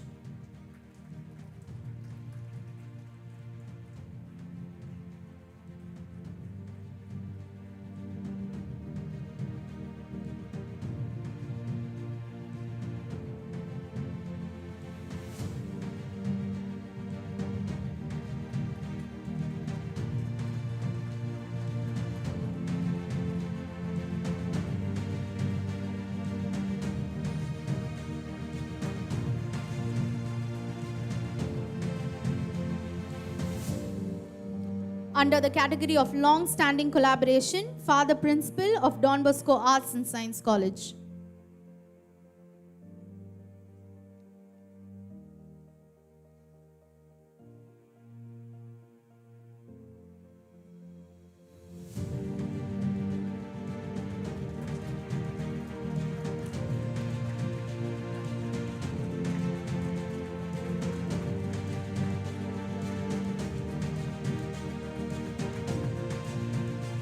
Under the long-standing education partner category, Professor Anushya and Ms. Grace Placement Officer from Bhaktavachalam Memorial College.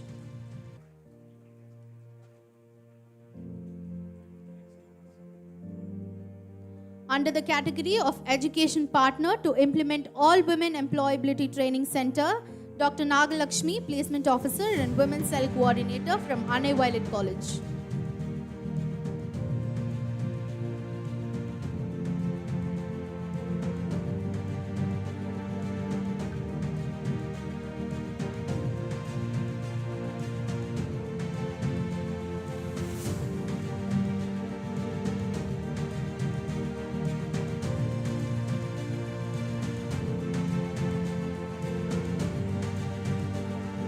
For valuable support, Mr. Frederick, Principal of Don Bosco Polytechnic.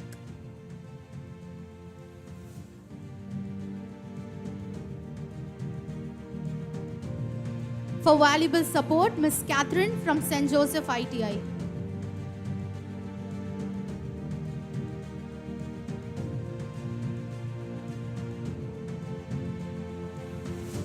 The next category of awards are to honor our distinguished special awardees from the Career Guidance team. For continued collaboration career guidance, Mr. Thomas from Don Bosco Metric School, Egmore.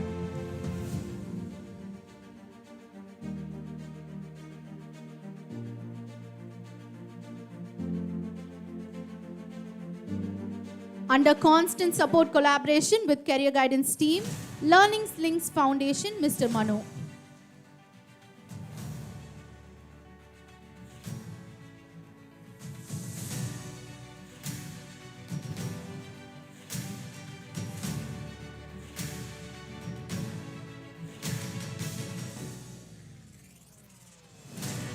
For support provider for Career Guidance Compass Initiative in Government Schools, Ms. Hilda, teacher, Broadway Government School.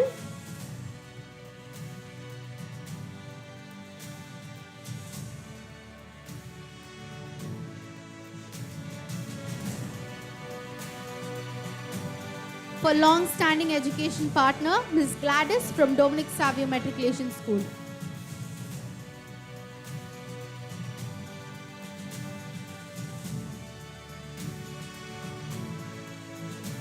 Ms. Amarta is giving a special award as she has cleared a JEE in first attempt with guidance of Career Guidance team.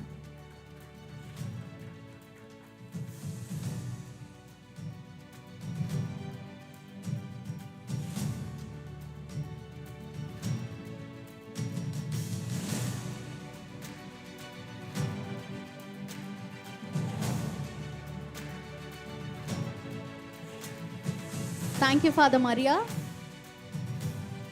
With great respect, I call upon Father Stanislas Swami Kanna along with Father Joe Anand to present the honors to our distinguished special awardees from the companies.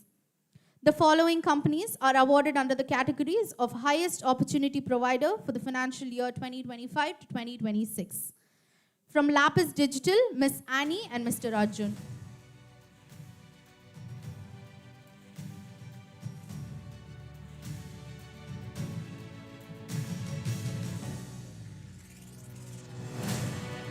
Mr. Keerthi Vasan HR and Ms. Ria Fernandez, the past DBB student from MMC Infotech.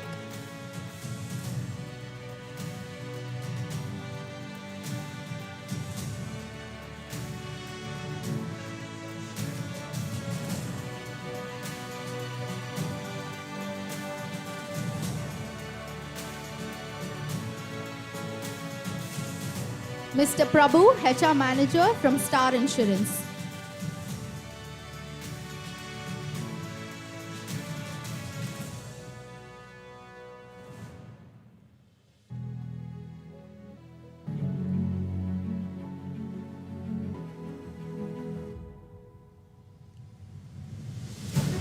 Ms. Vinita HR from Quest Corp. Ms. Vinita is also awarded as a SAC Broadway member support, providing opportunity to eligible students.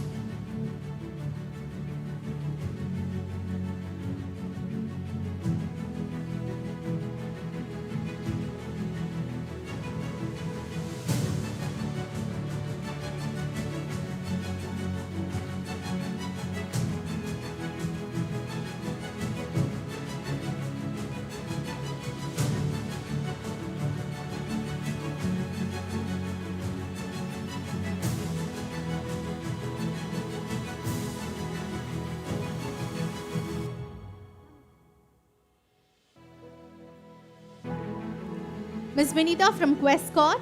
She has also been awarded as a SAC Broadway member, support in providing opportunity to eligible students. Moving further to the next category of awards under the special awardees for volunteering and collaborator, Mr. Marks Anthony Sequeiro, CEO of Mastro Human Resource.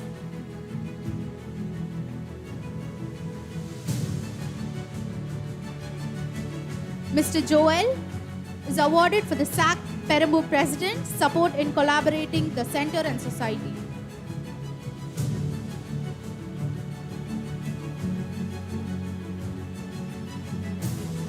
Ms. Janani, alumni of AVC Ambattur, SAC AVC member, supporting in providing opportunity to eligible students.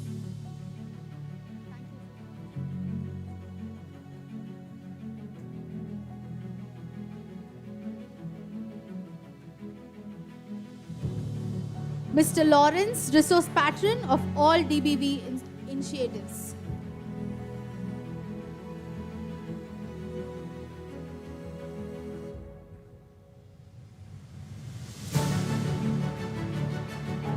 Ms. Lydia, resource patron.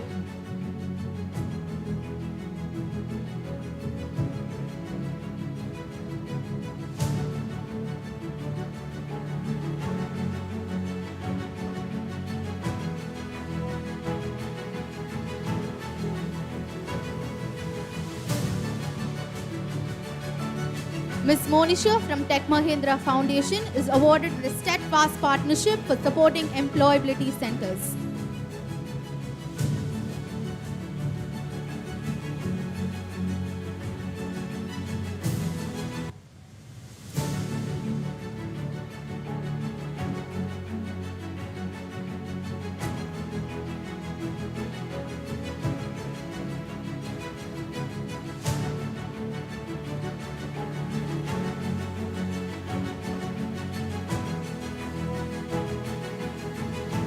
Mr. Bosco and Mr. Charles from Save Trust is given the Steadfast Partner.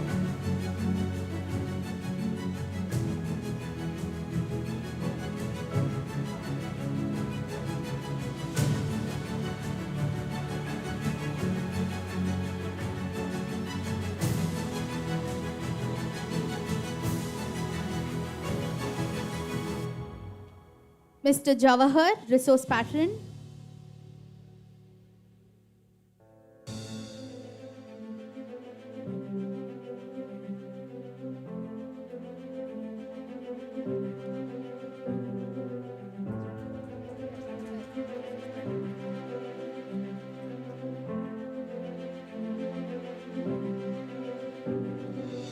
With continuous support in all missions of Don Bosco Vazhikaatti, I now invite Ms. Arlarasi to receive the honors on behalf of the Father Gabriel.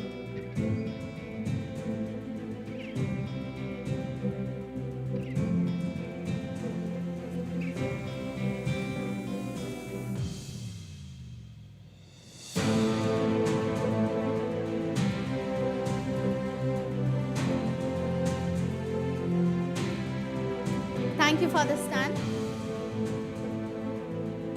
With great respect, I now call upon Mr. Mark Anthony to present the honors to our distinguished HR presence here. Mr. Shivakumar, who is a wing commander from Indian Air Force.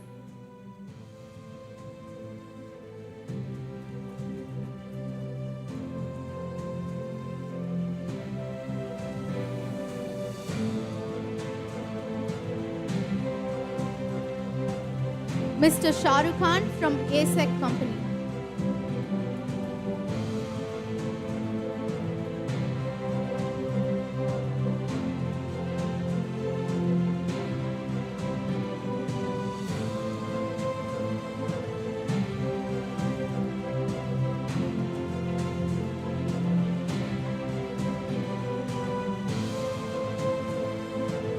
Mr. James Albert from City CSI Boys School Correspondent.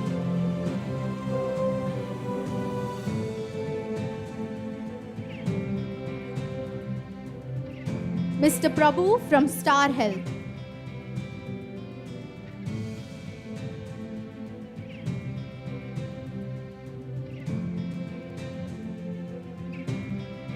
Ms. Jayada and Ms. Munishwari for JSS Chennai.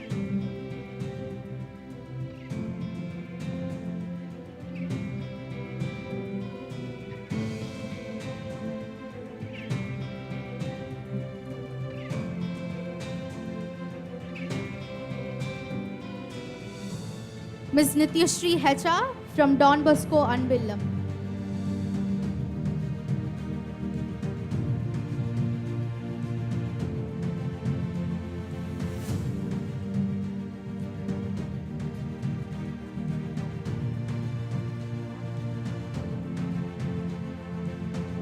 Mr. Sprajit from Sai Mira Emporium.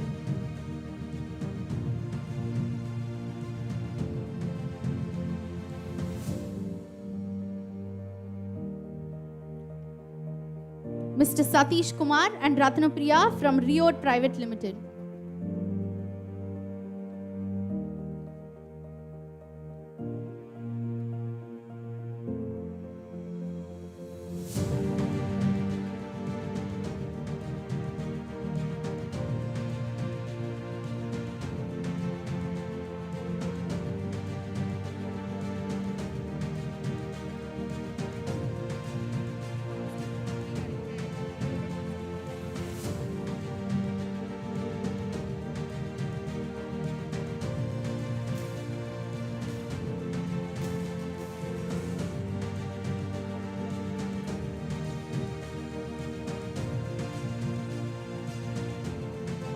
Thank you, Mr. Mark Anthony.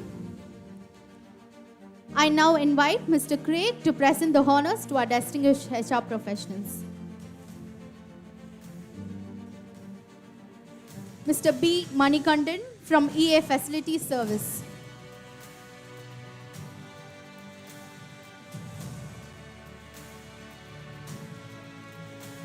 Mr. Arokya Das.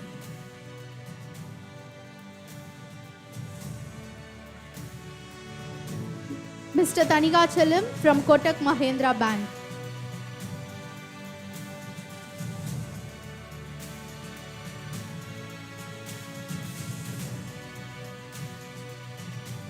Mr. Deepan from EMKV Enterprises.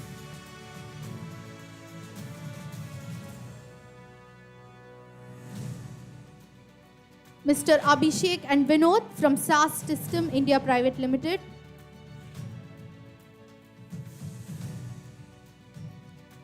Ms. Sumati from Global Innovators.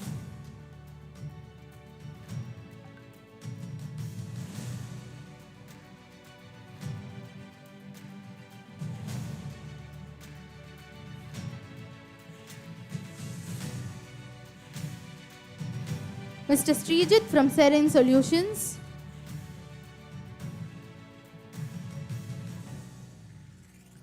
Mr. Janathanan from Comtech Heal Technologies.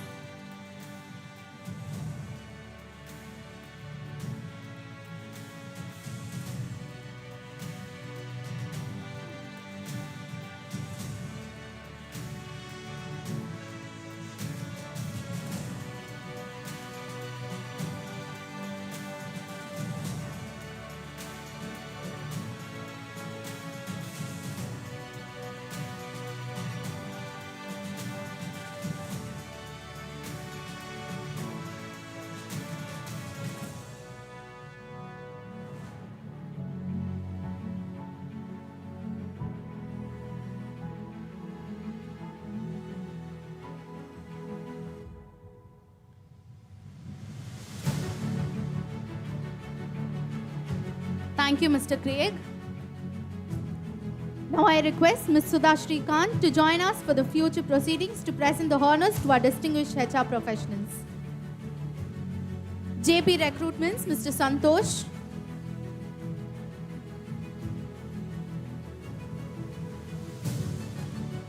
Ms. Madhu from Smart College.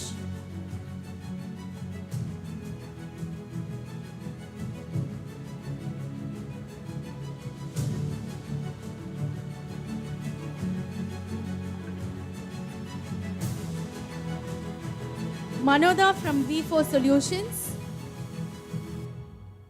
Ms. Manoda from V4 Solutions. Ms. Ovia and Ms. Agalya from Cisco Decision Service.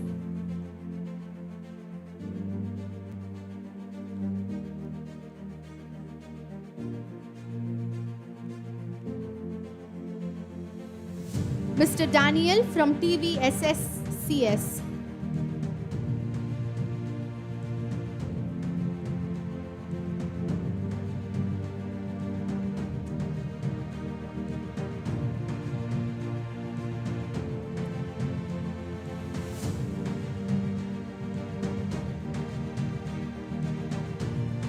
Mr. K. Venkatesh from LG Home Appliances.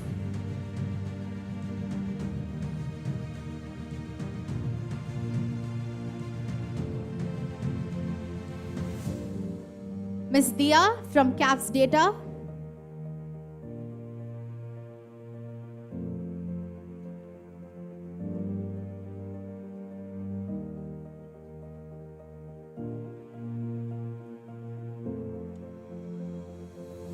Mr. B. Shakti Vijay from Magic Bus India.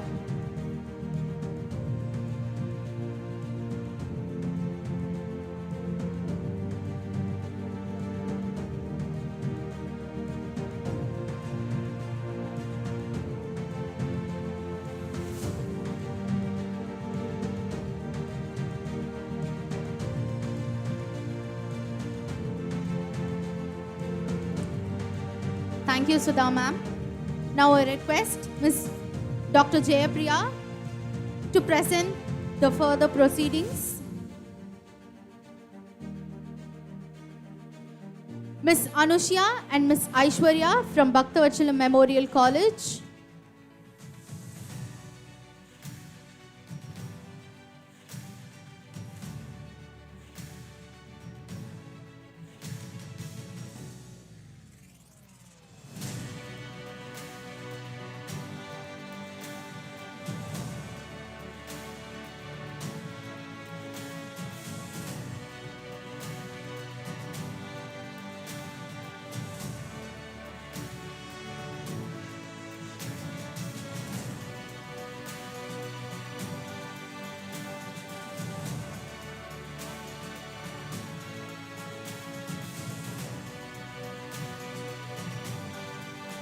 Dr. Nagalakshmi from Ane Violet's Arts and Science College.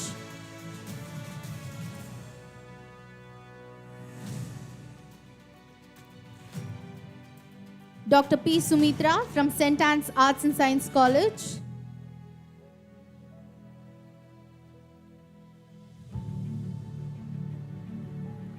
Mr. Rosario from St. Joseph's IT.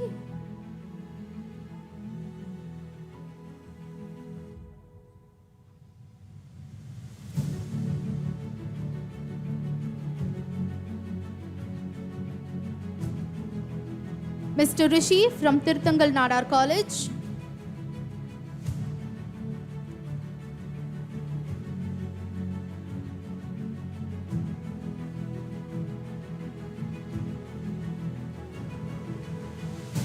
Mr. Prabhakaran from Tirthangal Nadar College.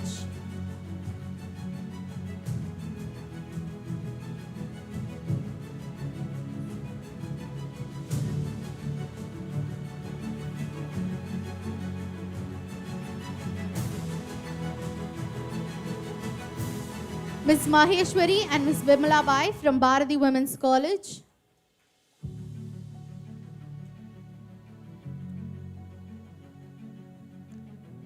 Mr. Jagan Raj from JHA Agarsin College.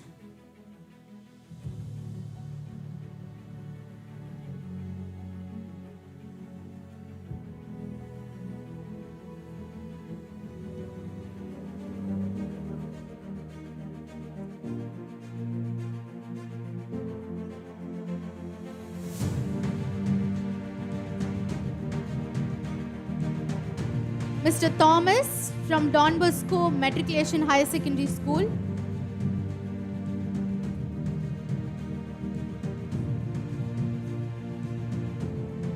Now I request Mr. Joannan to felicitate our DB staff.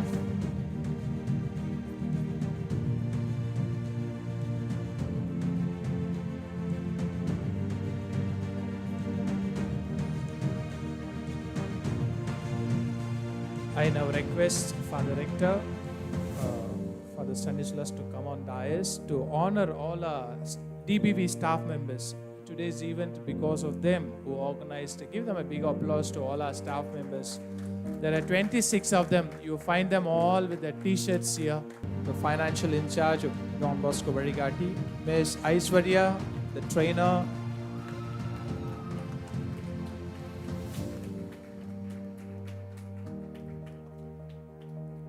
Ms. Arularasi, JPN coordinator,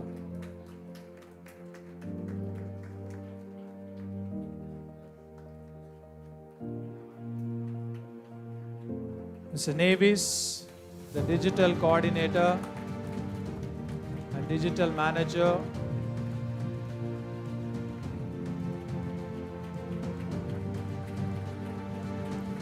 Mr. Nidhi Manikam,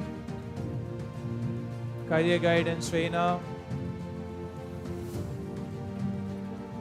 Nidhi Manikam.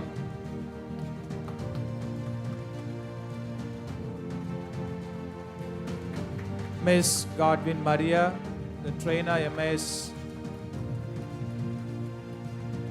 Miss Prema, trainer at ABC, women-centric program. Mr. Sulaiman, the Susai Career Guidance Team, trainer. Miss Maria,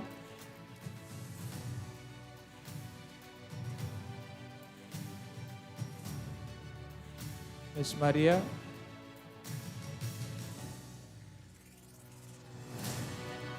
And Veronica. Miss Veronica from Perambur. Miss Maria.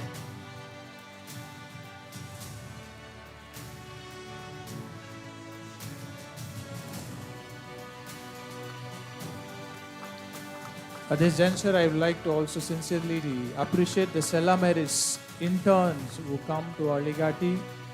Harani,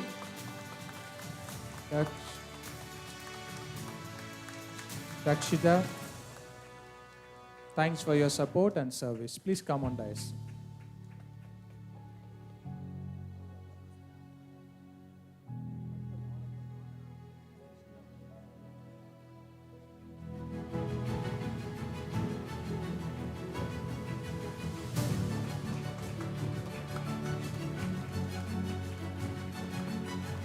So we have 26 staff members who coordinated the entire event, who work not 8 hours, they work 24/7.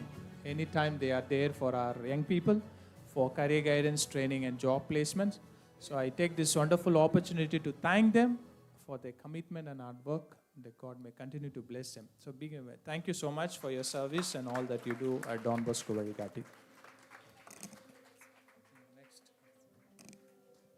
We also have another award in the category of EFAS, Ms. Padmavati.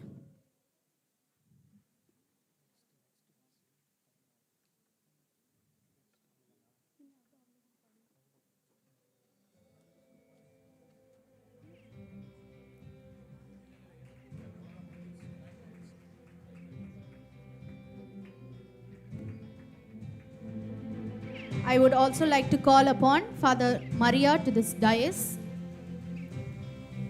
Gratitude as we honor the guiding force behind the growth and success of Don Bosco Vazhikaatti.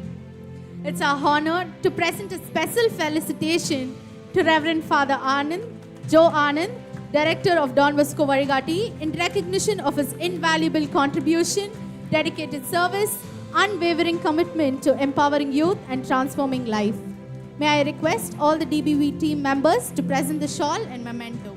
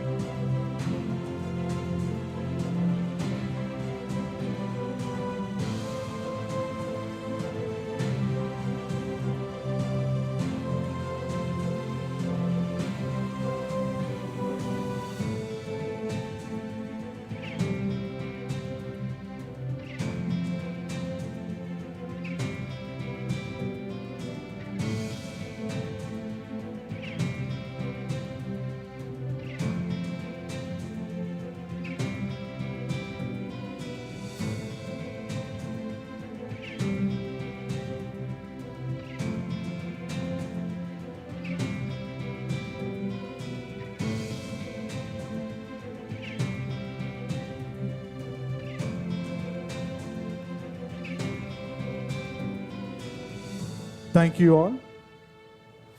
Let us now rise in unity and pride for the national anthem.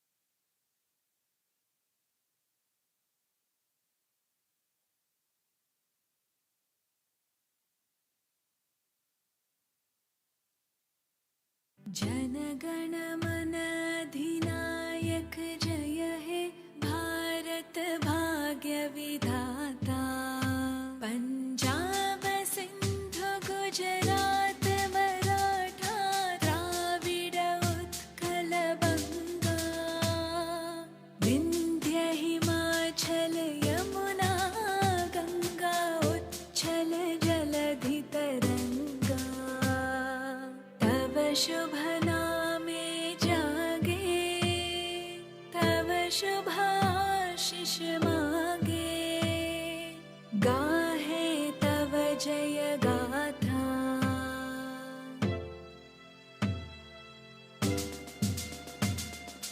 जनगण मंगलदायक जय हे भारत भाग्य विधाता जय हे जय हे जय हे जय जय जय जय हे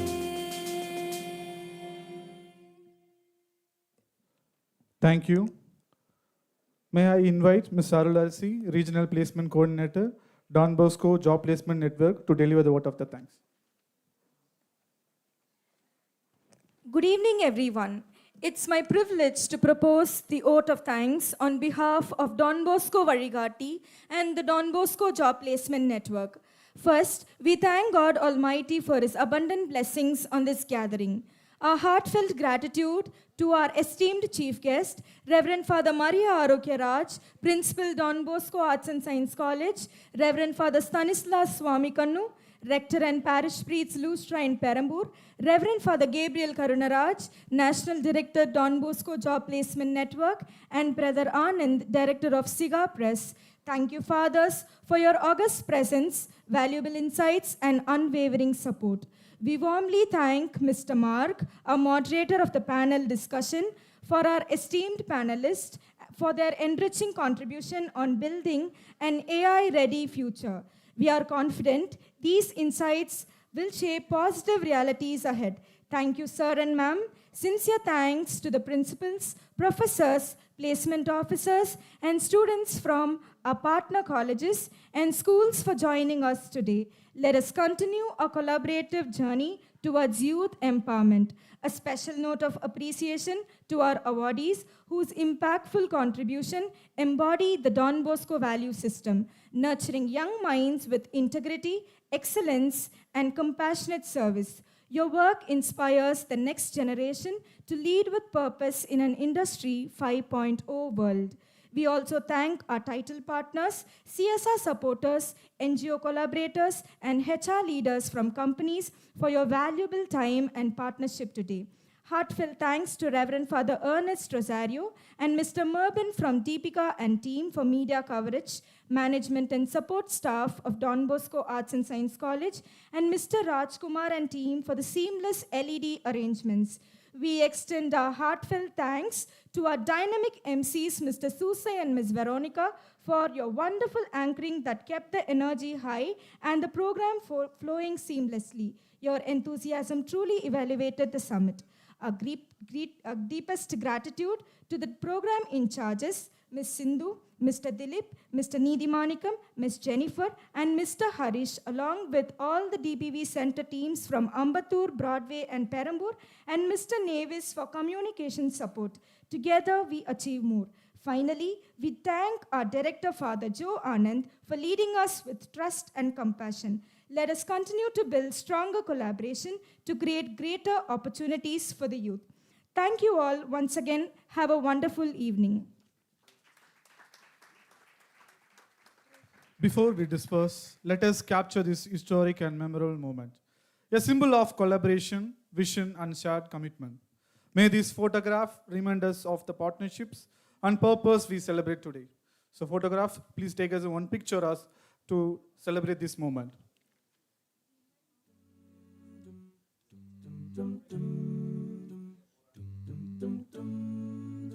Here's to the ones that we got. Cheers to the wish you were here, but you're not. Cause the dreams bring back all the memories of everything we've been through. Close to the ones here today. Thank you all for your presence, partnership, and belief in this shared vision. Please join us for the refreshment below. There's a time that I remember when I did not know no pain. When I believed in forever and everything would stay the same.